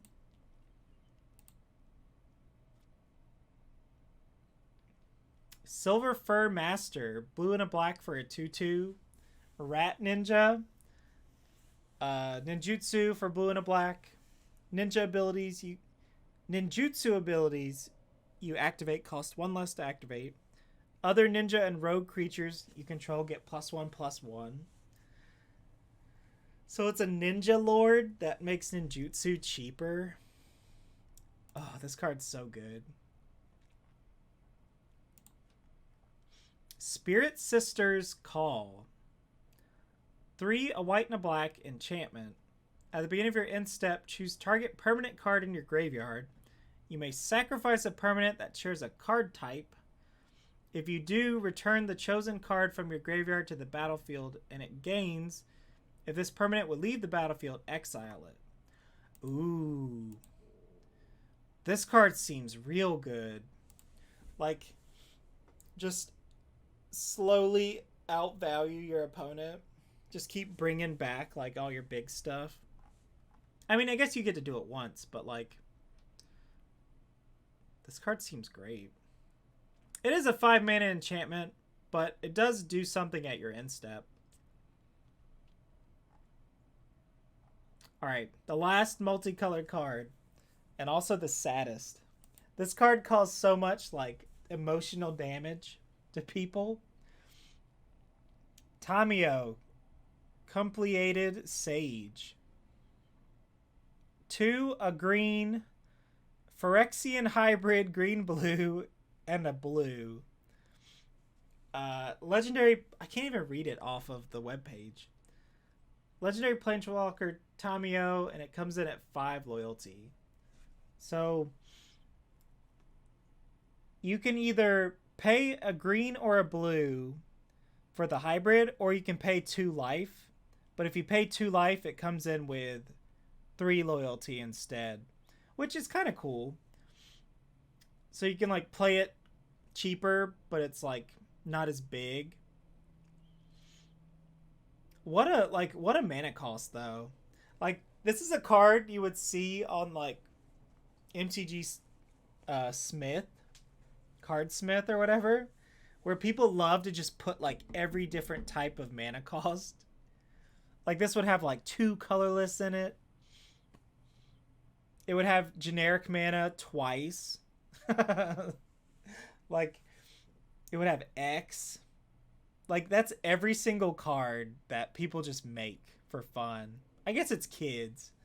They're like, oh, look how cool this card is. It'll have like X in the cost, but X won't be like anywhere on the card. They're the great designers of tomorrow. Okay, so +1, tap up to 1 target artifact or creature. It doesn't untap. -X, exile target non-land permanent card with mana value X from your graveyard. Create a token that's a copy. Create Tamio's Notebook, a legendary colorless artifact token. Gross. That's so easy to get rid of. You're never gonna -7 this thing. Or like, if you -7, you're -7ing the X to get back Jin-Gitaxias. Like making a, it's, if it was an emblem, it would be great. Like an emblem that you could like tap to draw a card or whatever. Maybe that's why they didn't want to do that, because like you can't tap and untap emblems or something. I don't know. I like this card. It protects itself. You can get stuff back from the graveyard.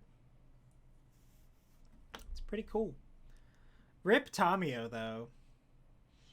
Maybe there's a way to like bring her back.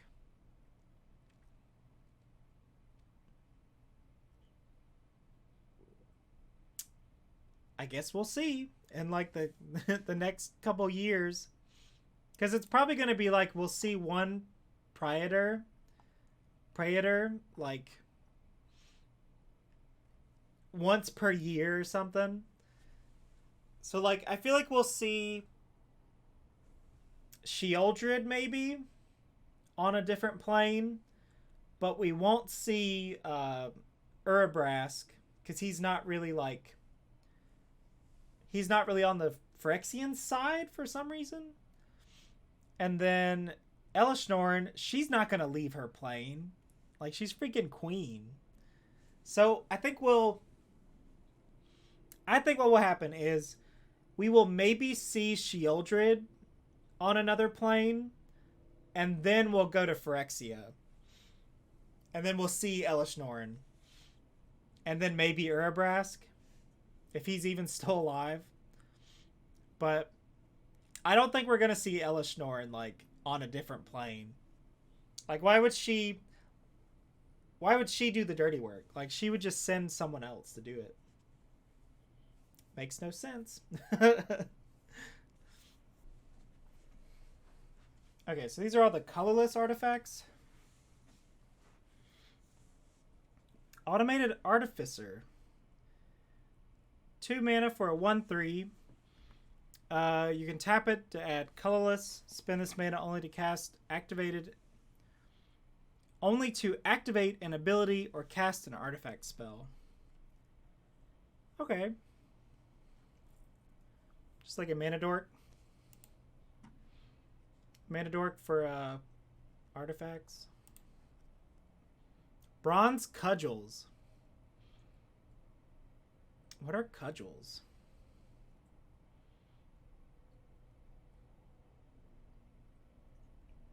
Are those just like, they're just sticks? Like they're not... Huh. It's just a stick. 1 mana equipment. 2, until end of turn, equipped creature gets +X, where X is the number of times this ability is resolved. Okay, so it's like you can just keep paying it. Keep paying it, make your dude big. That could be good if you had a flyer. Brute Suit. 3 mana for a 4/3 vehicle with vigilance and crew 1. That's not bad. If it has vigilance, it can attack and then it can defend. Or like you can block with it on your opponent's turn. 4/3 vigilance. Circuit Mender. I like this card a lot. It kind of looks like a mirror. Like a mirror head. That's probably on purpose. Circuit Mender. 3 for a 2/3 insect. When it enters the battlefield, you gain 2 life. When it leaves the battlefield, draw a card. Oh, it's just a bigger... There was a Kaladesh card that did this, but it was like a 2/2. It was like a dog. I like this card. I like the art a lot. Mostly because it's a bug. Containment Construct. 2 mana for a 2/1. Whenever you discard a card, you may exile that card from your graveyard. If you do, you may play that card. Oh, so like whenever you channel, you can cast it if you had the mana. Or if it's a land, it's probably for the lands. Because I know there's channel lands. Like you channel your Boseiju and then you play it for turn. That's what this card's for.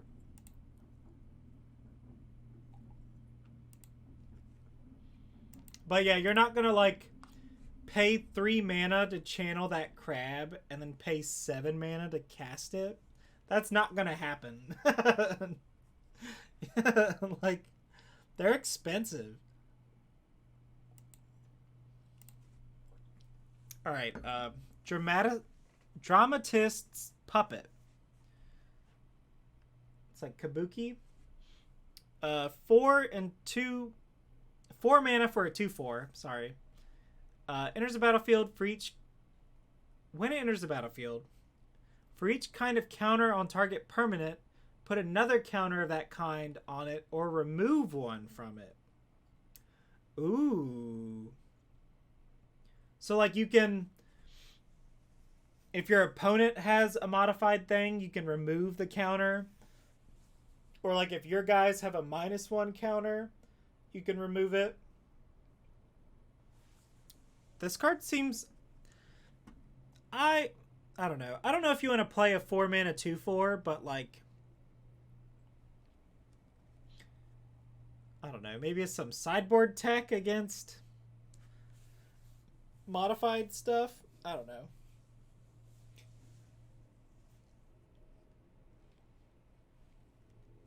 Maybe there's some cool interaction in like Pauper or something. Or like you can remove a ice counter from Dark Depths.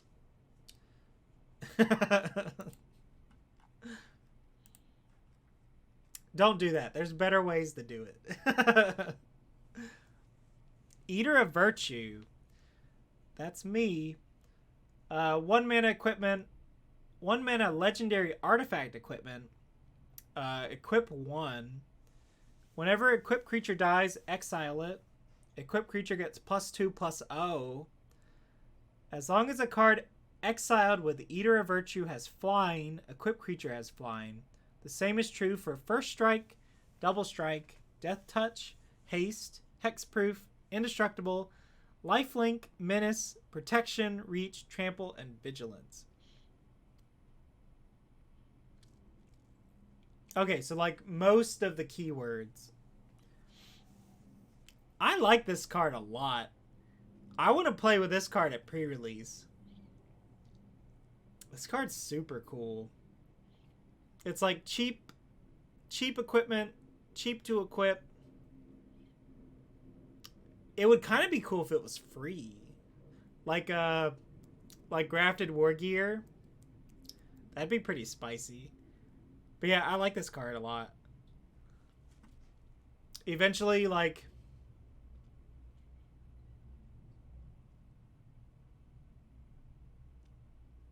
eventually your creatures are gonna just have like every keyword or something. That's pretty cool. Ecologist's Terrarium. Is this gonna be like Vivarium? 2 mana artifact. When it enters the battlefield, you may search your library for a basic land. It's like almost Rampant Growth. Put it into your hand and shuffle. Then you can pay 2, tap, sack it, put a +1 counter on target creature. Seems alright. It like fixes you and then modifies. High Speed Hover Bike. That's a cool looking card. 2 mana for a 2/2 vehicle with flash and flying. What? When it enters the battlefield, tap up to 1 target creature. This seems really good. What the heck? Like you can flash it in, tap something down, crew it, block. Or just like flash it in, tap something, attack in the air next turn. I like the hover bike. Oh, look at this little dude. Look how cute this guy is. Iron Apprentice. 1 mana, 0/0. Enters the battlefield with a +1 counter. When it dies, you can put those counters on target creature. That's cool. It can like give something else its counters. Isn't that modular? Isn't that how modular works? I love the art though. I kind of want to playmat or something. Wizards, if you're watching, make merch of this card, please. I would buy a plush Iron Apprentice. Mech Titan Core. 2 mana for a 2/4 artifact vehicle. 5 mana.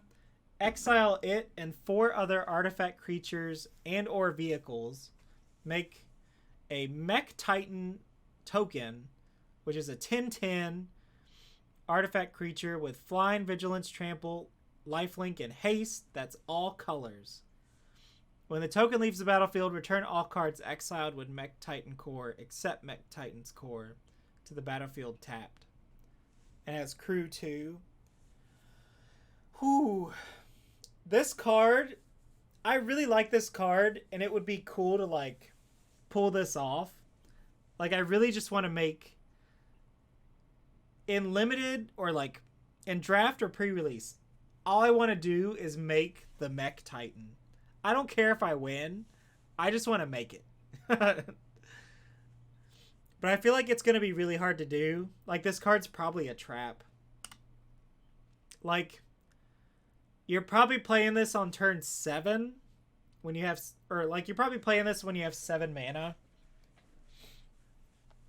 So you can like cast it and then just activate it before they can like kill it or whatever. I don't know. I just want to do this and then I'll be happy.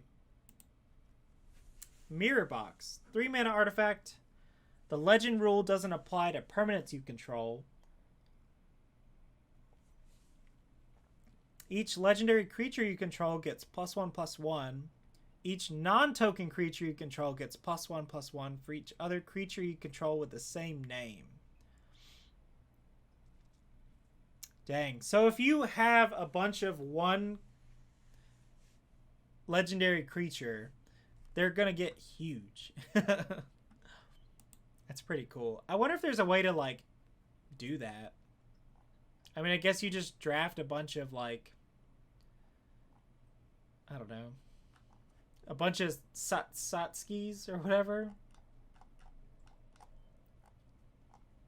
Oh, oops.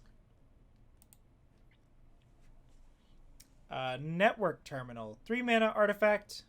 Tap to add 1 mana of any color. What's that on it? What is this? This is a Kappa? Or a Goblin or something?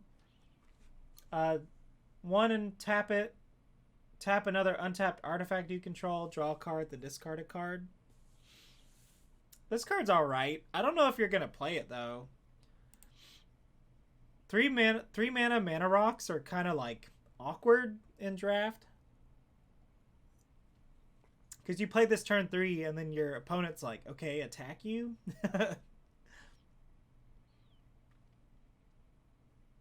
I don't know. This card's probably bad in limited. Ninja's Kunai. Kunai with chain. 1 mana equipment. Equipped creature has 1 tap, sack, Ninja Kunai. Deals 3 damage to any target. That feels like a reprint. I feel like that card exists. But you do just get the lightning bolt with it. That's kind of cool. Or like it goes face. I feel like these don't usually go face. Papercraft Decoy. It's a cute little frog. 2 mana artifact creature frog. It's a 2/1. When it leaves the battlefield, you may pay 2. If you do, draw a card. It's like if you sack it, you can draw a card off of it. And then if you have that legendary dude, your frog can't be blocked or something.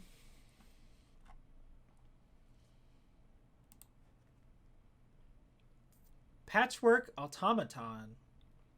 There's a lot going on here. 2 mana for a 1/1 with Ward 2. Whenever you cast an artifact spell, put a +1 counter on Patchwork Automaton. That thing could get pretty big. Like, you could probably draft a deck of just all artifacts.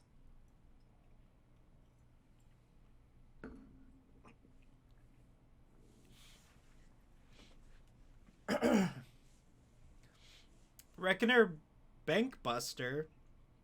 2 mana 4/4 vehicle. Enters the battlefield with 3 charge counters. Remove a charge counter. Draw a card. Then if there are no charge counters, create a treasure token and a 1/1 pilot. Oh. That card seems pretty good. Like, it just draws you cards for a few turns. It's really good if you can crew it before you make the pilots.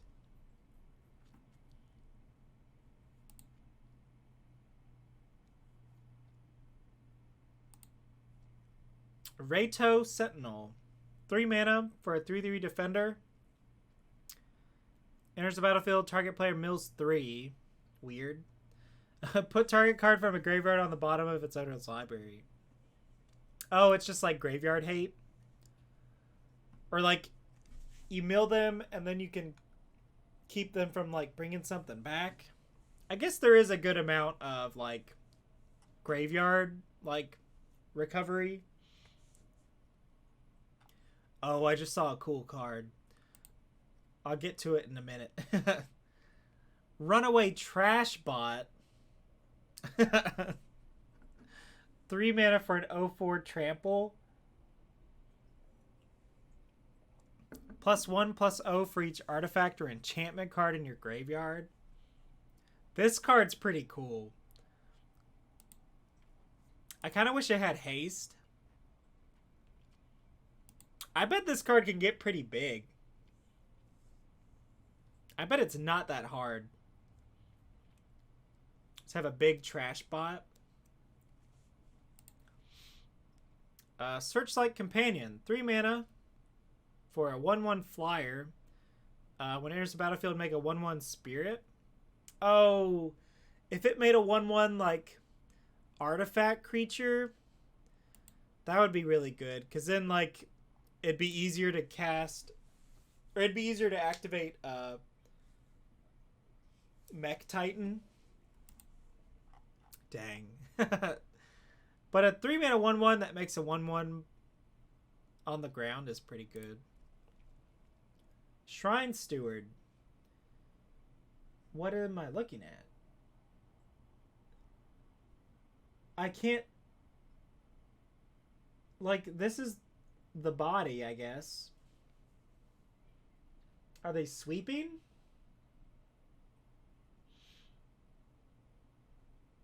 I can't tell what I'm looking at. So 5 mana for a 3/2. When it enters the battlefield, you may search your library for an aura or shrine, reveal it, put it into your hand. Oh. Go get you a shrine? That's pretty cool. Yeah, so if you're the shrine deck, you grab every one of these you see. Surge Hacker Mech. 4 mana for a 5/5 with Menace. Enters the battlefield, it deals damage equal to twice the number of vehicles you control to target creature or planeswalker. Crew 4. That's pretty cool. Like, comes down, at the minimum deals 2 damage to a creature or planeswalker. If you're the vehicle deck, maybe you have a bunch more. Okay, here we go. Here's the cool card. Thundersteel Colossus? What a name. Like, is this a big sword it has?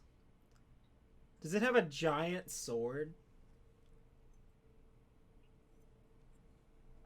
7 mana, 7/7 vehicle. Trample Haste. Crew 2. Crew 2 is like... I guess it's 7 mana. So you'd have to like cheat this out. I guess that's fine. Like, this is not gonna come down till later. But Crew 2 is like pretty decent.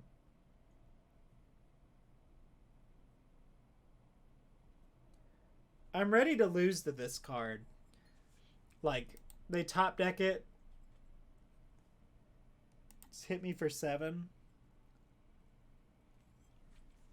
Tawashi Guidebot. 4 mana for a 2/1. Enters the battlefield with a +1 counter. Oh, when it enters the battlefield, put a +1 counter on target creature you control. And then you can draw a card. Costs 1 less to activate for each modified creature. So, it's really 3 mana tap draw a card. If, like, you put a +1 counter on something. It's okay. I'm not a fan of this card. I mean, I guess it draws cards. Walking Skyscraper. 8 mana for an 8/8. 1 less to cast for each modified creature. That's weird. Why wouldn't it just say, like, artifact? Trample. Has hexproof as long as it's untapped. Ooh. Powerful. That's a big boy. An 8/8 with trample. And hexproof if it's not attacking. Sheesh. Dang. It's not even a vehicle. It's just a big thing. Alright. We are finally... We're not done, but we have lands and then sagas. And then we'll be done. Oh, the sagas count as like... They almost count as like 2 different categories on their own. Okay, we can get through this. Bloodfell Caves. Oh, it just Okay, I'm not going to read these lands. These are just gain lands. They gain you a life. Come in tapped. Boseiju, Who Endures. Legendary land. Tap to add green, and then you can channel it. Destroy target artifact, enchantment, or non-basic land. That player may search their library for a land card with a basic land type, put it onto the battlefield, then shuffle. This ability costs 1 less to cast for each legendary creature you control. This card is crazy. Just channel, kill one of their non-basic lands.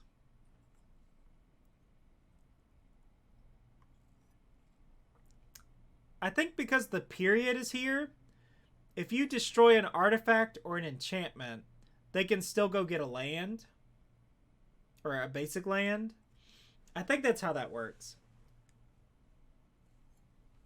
But man, I think Boseiju is going to do work in like constructed formats. Especially modern, like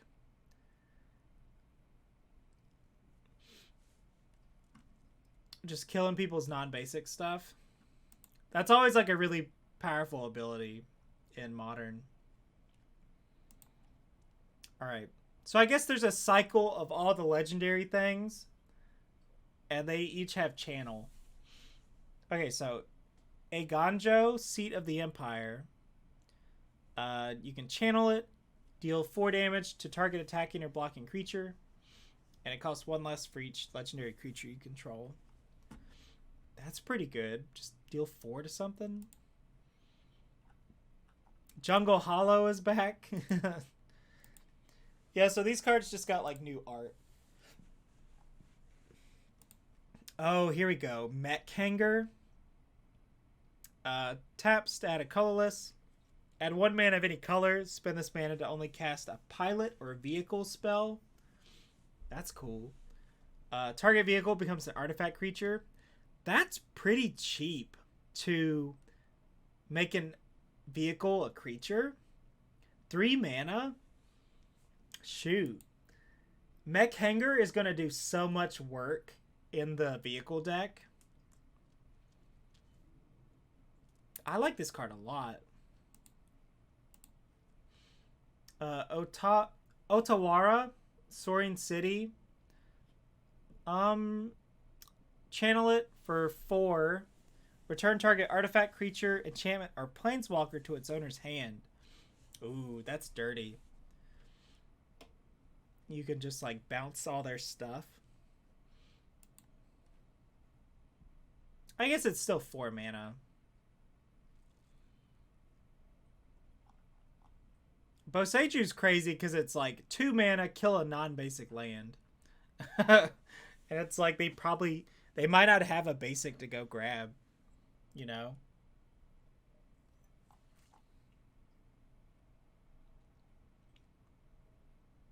Basic land type. Does that mean you can go get like a shock land?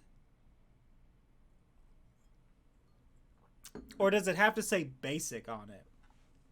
Huh. It's too bad Jacob left.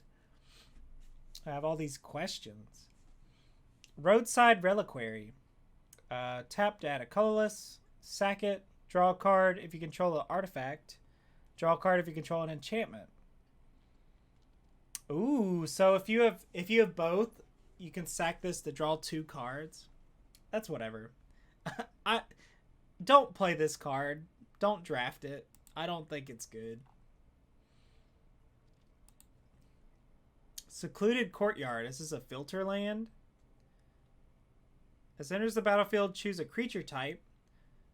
You can add 1 mana of any color. Spend this mana only to cast a creature spell of the chosen type, or activate an ability of a creature or a creature card of the chosen type. That's pretty cool. You know what's funny? You can Secluded Courtyard and you can pay for channel costs. Like when you can name Turtle, and when you channel your Turtle ability, you can like pay mana with this. That's pretty cool.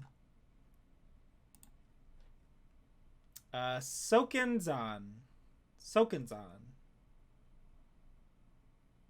Crucible of Defiance. Create 2 1/1 colorless spirit tokens. They gain haste. This ability costs 1 less to cast for each legendary.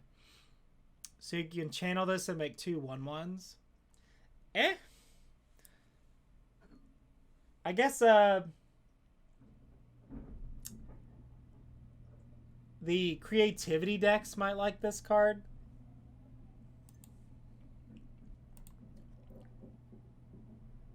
But other than that, I don't think it's that great. Just make 2 1/1s. Takenuma, Abandoned Mire. So you can channel it, mill 3 cards, and return a creature or planeswalker card from a graveyard to your hand. Oh, it's the there's always a black card in every set that does this. I forget the name. But you can just get stuff back. That's a decent ability. It is 4 mana though. So hopefully you're like at least casting this for 2 mana.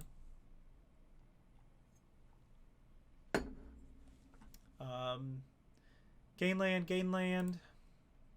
Uncharted Haven. Enters the battlefield tapped. Choose a color. Add 1 mana to the chosen color. Whatever.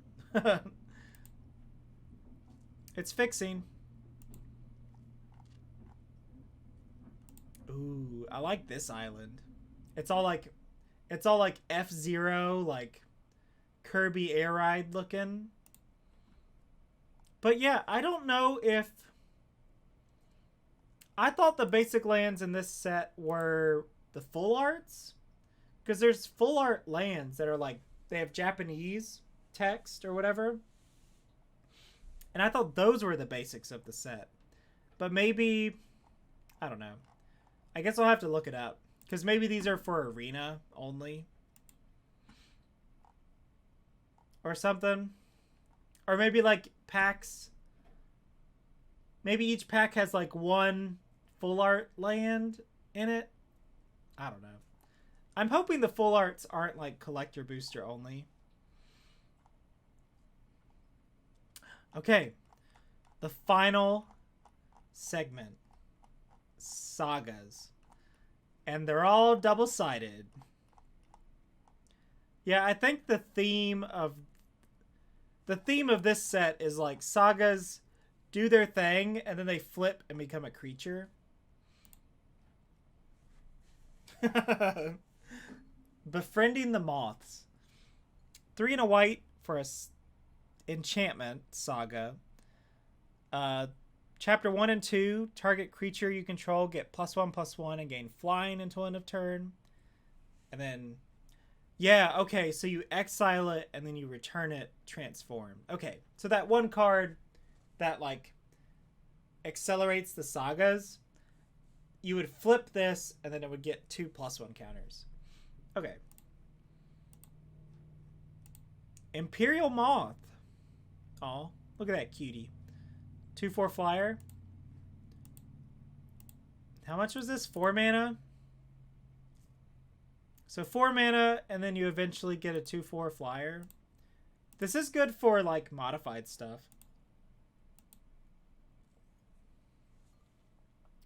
Era of Enlightenment. 1 and a white. Scry 2. You gain 2 life. And then it becomes a 2/2 with first strike. That ain't bad.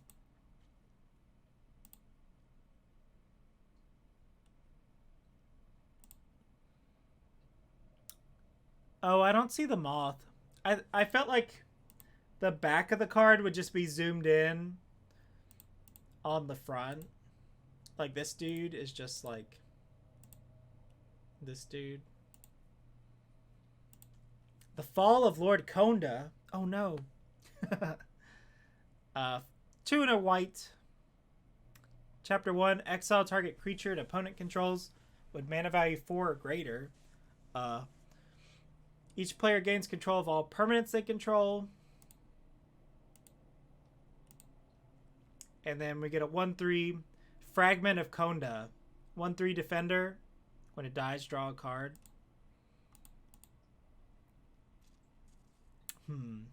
This one's like okay. It's removal that becomes a dude. I don't think the second part's gonna, like, matter much. Michiko's Reign of Truth. Target creature gets +1/+1 to end of turn for each artifact or enchantment you control. That's kind of cool. And then Portrait of Michiko. Gets +1/+1 for each artifact or enchantment. This card, like, I can see this card getting pretty big. Or, like, you play this, and it just makes one of your dudes huge, and then it gets huge. This card's going to be good. It is an uncommon. The Restoration of Iganjo. 2 and a white. Search your library for a basic plains. Reveal it, put it into your hand.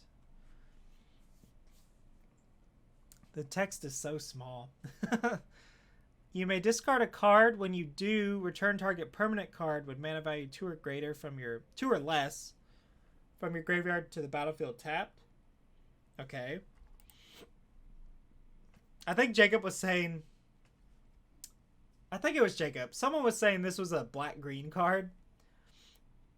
Architect of Restoration. 3/4 vigilance. Whenever it attacks or blocks, make a 1/1 spirit. Oh, jeez. This is a rare. Yeah. Get a plains. Discard a card. Get a thing back to the battlefield. This card's really good. Like, if you're a low to the ground deck, this card seems pretty nuts. Behold the Unspeakable. This art looks exactly like the saga, the Cold Saga. I forget what it was called.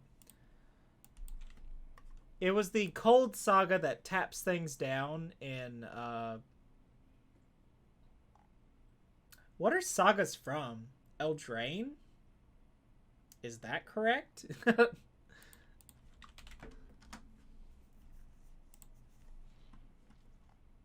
Where is it?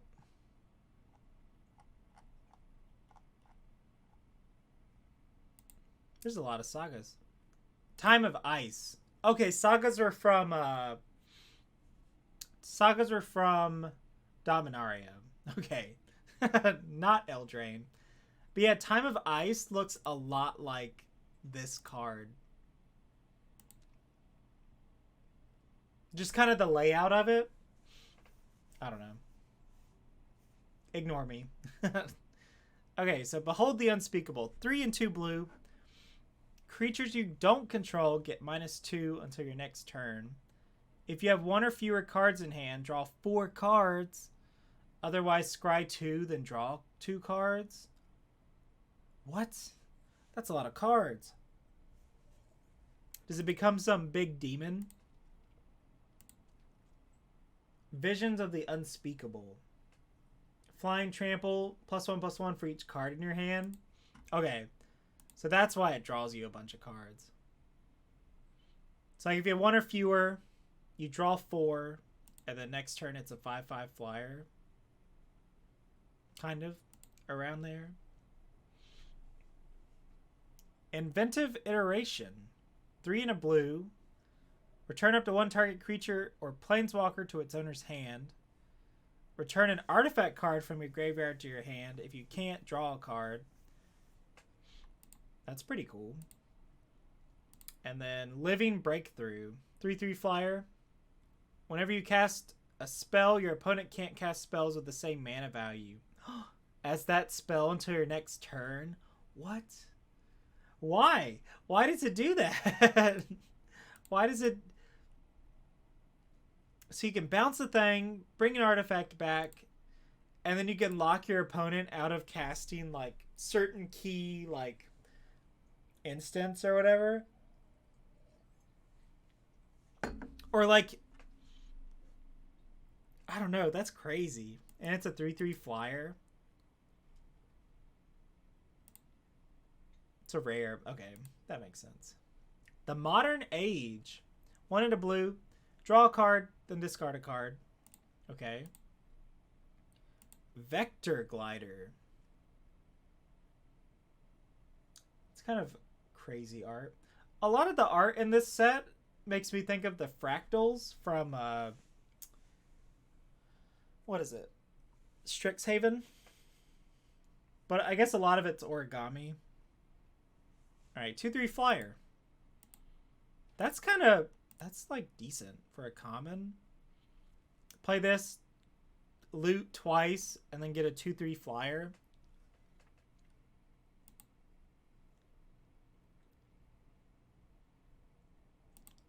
It doesn't have haste, though. I kind of wish the backside had haste. So you kind of have to wait a bit to attack with them. Life of Toshiro Umezawa. 1 and a black. Choose 1. Target creature gets +2/+2. Target creature gets -1/-1. You gain 2 life. So you get 2 activations of Umezawa's Jite. And then it becomes Memory of Toshiro. 2/3, pay 1 life. Tap, pay 1 life, add a black. Spend this mana only to cast an instant or sorcery. The back half is weird, but I like the front half. I feel like the back half should become like an equipment. Like it could have become the Jite or something. The Long Reach of Night. 3 and a black. Each opponent sacrifices a creature unless they discard a card twice. And then... Oh, I like that art. Animus of Night's Reach. 04 Menace. Whenever it attacks, it gets +X/+O, where X is the number of cards. Creature cards in defending player's graveyard. That's pretty cool. That might be pretty unreliable. Or like, I don't know. This thing's probably going to be like a 2/4. Or it's probably just going to block. I don't see it getting that big. Okay, this card. Okiba's Reckoner Raid. Okiba Reckoner Raid. 1 black. Each opponent loses a life and you gain a life. Twice. So for the first 2 chapters. And then it becomes a Nezumi Road Captain. 2/2 Menace. Vehicles you control have Menace. So like it can crew a lot of the vehicles and just give them Menace. I really want to draft every single one of these I see. Like, just drain your opponent a bunch, and then you have a 2/2 with Menace. I like this card a lot. This might be my favorite common. Like, I just want to have a draft where I have, like, 6 of these. And just every turn, I'm just dropping these, like, drain you for 1 things. I don't even know if that's good, but, like, I want to do it. Alright, Tribute to Hirobi. I don't remember who Hirobi was. 1 and a black. Each opponent creates a black rat rogue. A 1/1 black rat rogue. Okay. Do I get something big on the back? Echo of Death's Wail. Oh, that looks like the that looks like that one. Is that Spirit Hirobi? Yeah, Hirobi Death's Wail. Whenever a creature becomes the target of a spell or ability, destroy that creature. Sheesh. What a rude card. When it enters the battlefield, gain control of all rat tokens. When Echo of Death's Wail attacks, you may sacrifice another creature. If you do, draw a card. This is pretty cool pack rat tech. Imagine your opponent has like a bunch of pack rats and you just steal them all.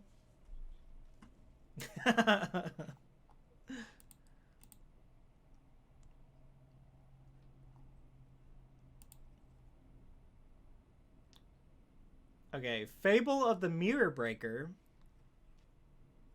2 and a red. Create a 2/2 Goblin Shaman with whenever this creature attacks, create a treasure token. Okay. You may discard up to 2 cards. If you do, draw that many cards. Saga. This saga is kind of like a planeswalker. I think that's kind of like the theme of most sagas. It's like do some things and then do a big thing. All right. Reflection of Kiki Jiki. Enchantment creature, 2/2. Pay 1 and tap. Create a token that's a copy of another target non-legendary creature you control, except it has haste. Well, they should give this one haste, right? Like, doesn't Kiki Jiki have haste? Oh, there's just 2 Ks. 2 Ks in Kiki. Yeah, he has haste. I think this card should have haste. If you have to tap it. But that's just me. Kumano faces Kakazan. 1 red. Deals 1 damage to each opponent and each planeswalker they control. When you cast your next creature spell this turn, that creature enters the battlefield with an additional +1 counter. Exile the saga. Oh. Why am I reading that? Etching of Kumano. 2/2 with haste. See? This has haste. And it's like an uncommon.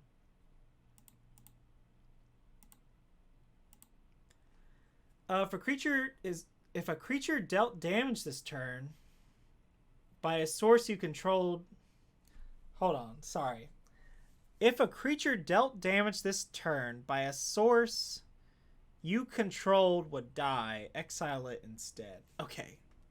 that was just like a big, like... That was a lot.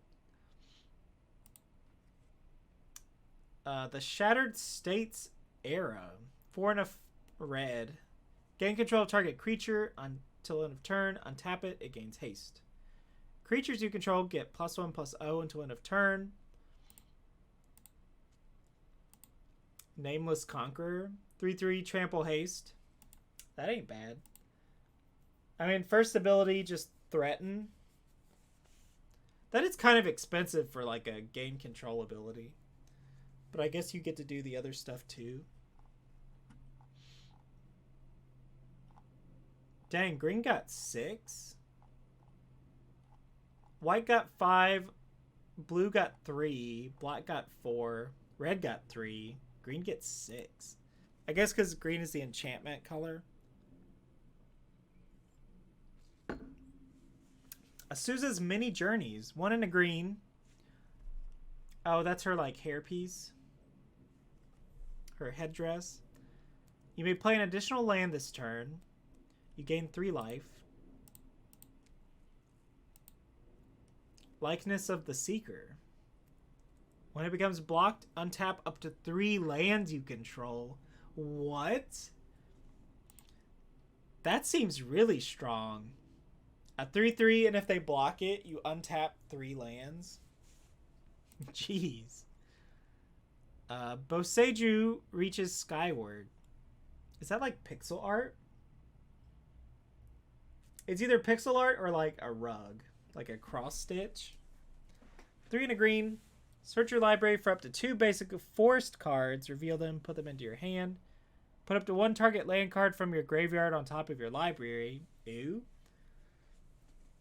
I mean, I guess that's okay if you want to draw like... If you really need to draw a channel land.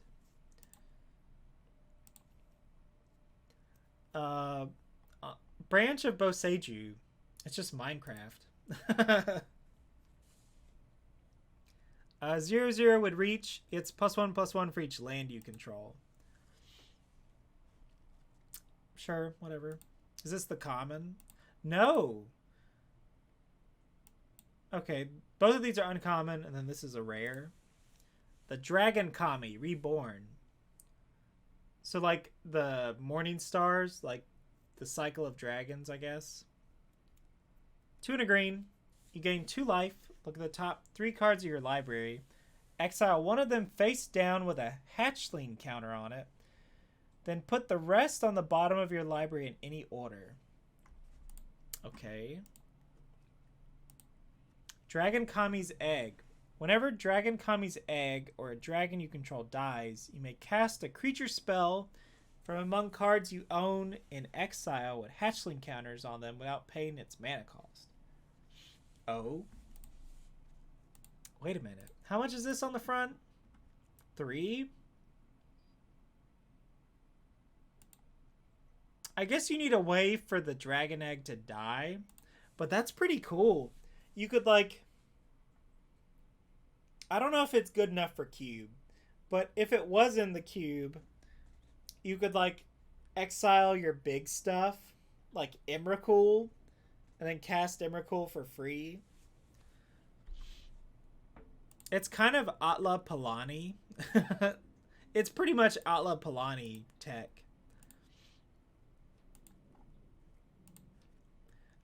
Jugon defends the temple. 2 and a green. Create a 1/1 human monk that taps for 1 green. Put a +1 counter on each of up to 2 target creatures. Oh, this is a Mythic Saga. Remnant of the Rising Star. 2/2 flyer. Whenever another creature enters the battlefield under your control, you may pay X. When you do, put X +1 counters on that creature.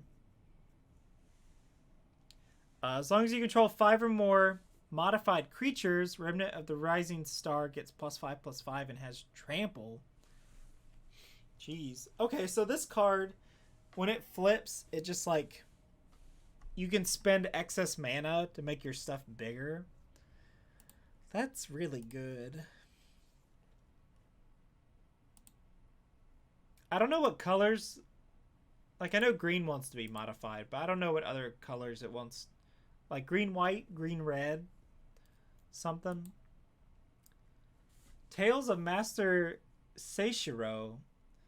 4 and a green. Put a +1 counter on target creature or vehicle. It gains vigilance. Okay. Seishiro's Living Legacy. Who is Seishiro? It looks like a snake since it has 4 arms. 5/5 Vigilance Haste. Sheesh. That's pretty good. I guess like turn 7. Never mind. Turn 7, you have a 5/5 Vigilance Haste. That's not that great. Okay. 3 more cards. Teachings of the Kirin. 1 and a green. Mill 3 cards. Make a 1/1 spirit. Put a +1 counter on target creature you control. And then Kirin Touched Orochi.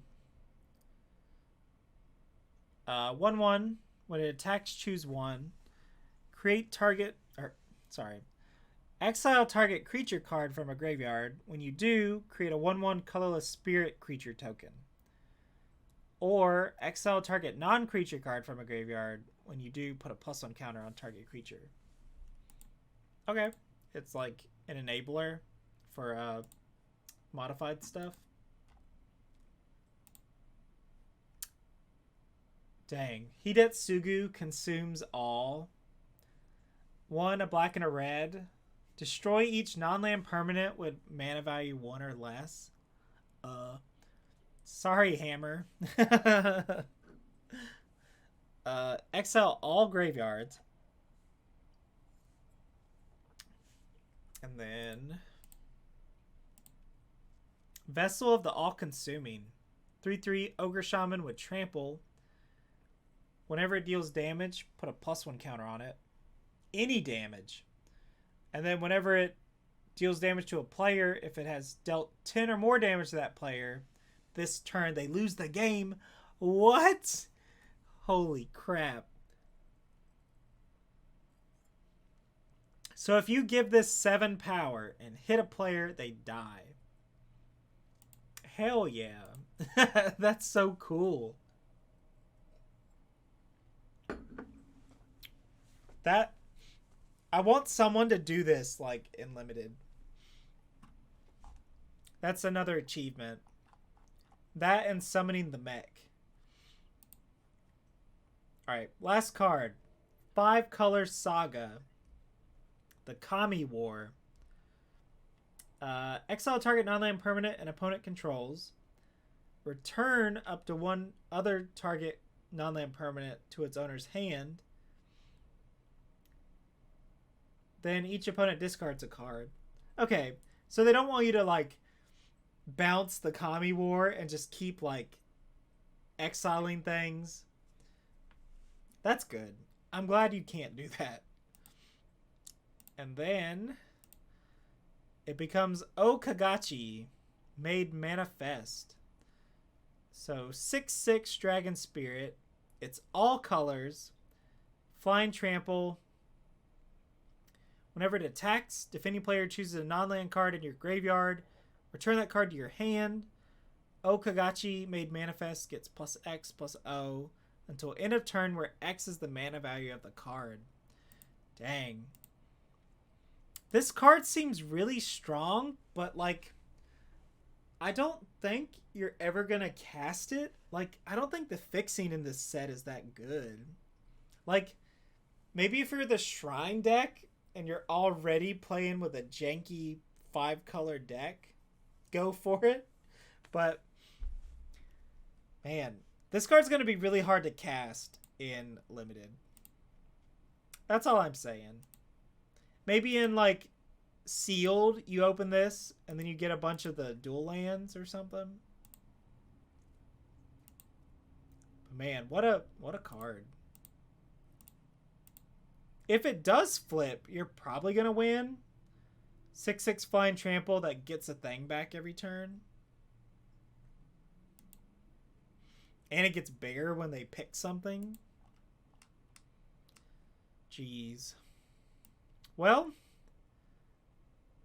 it took almost 5 hours, but we did it. We went through all the Neon Dynasty cards. There were some cool cards. It was interesting, or I kind of liked not knowing all the cards in advance. Like some of these, I saw some of these ahead of time, but like not many.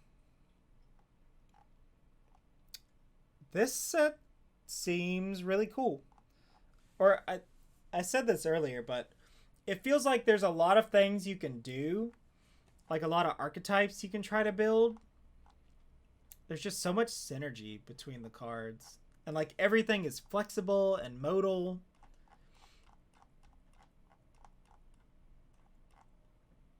Yeah, just build whatever.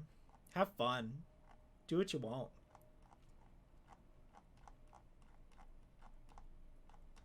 I feel like you can't go wrong. I don't know.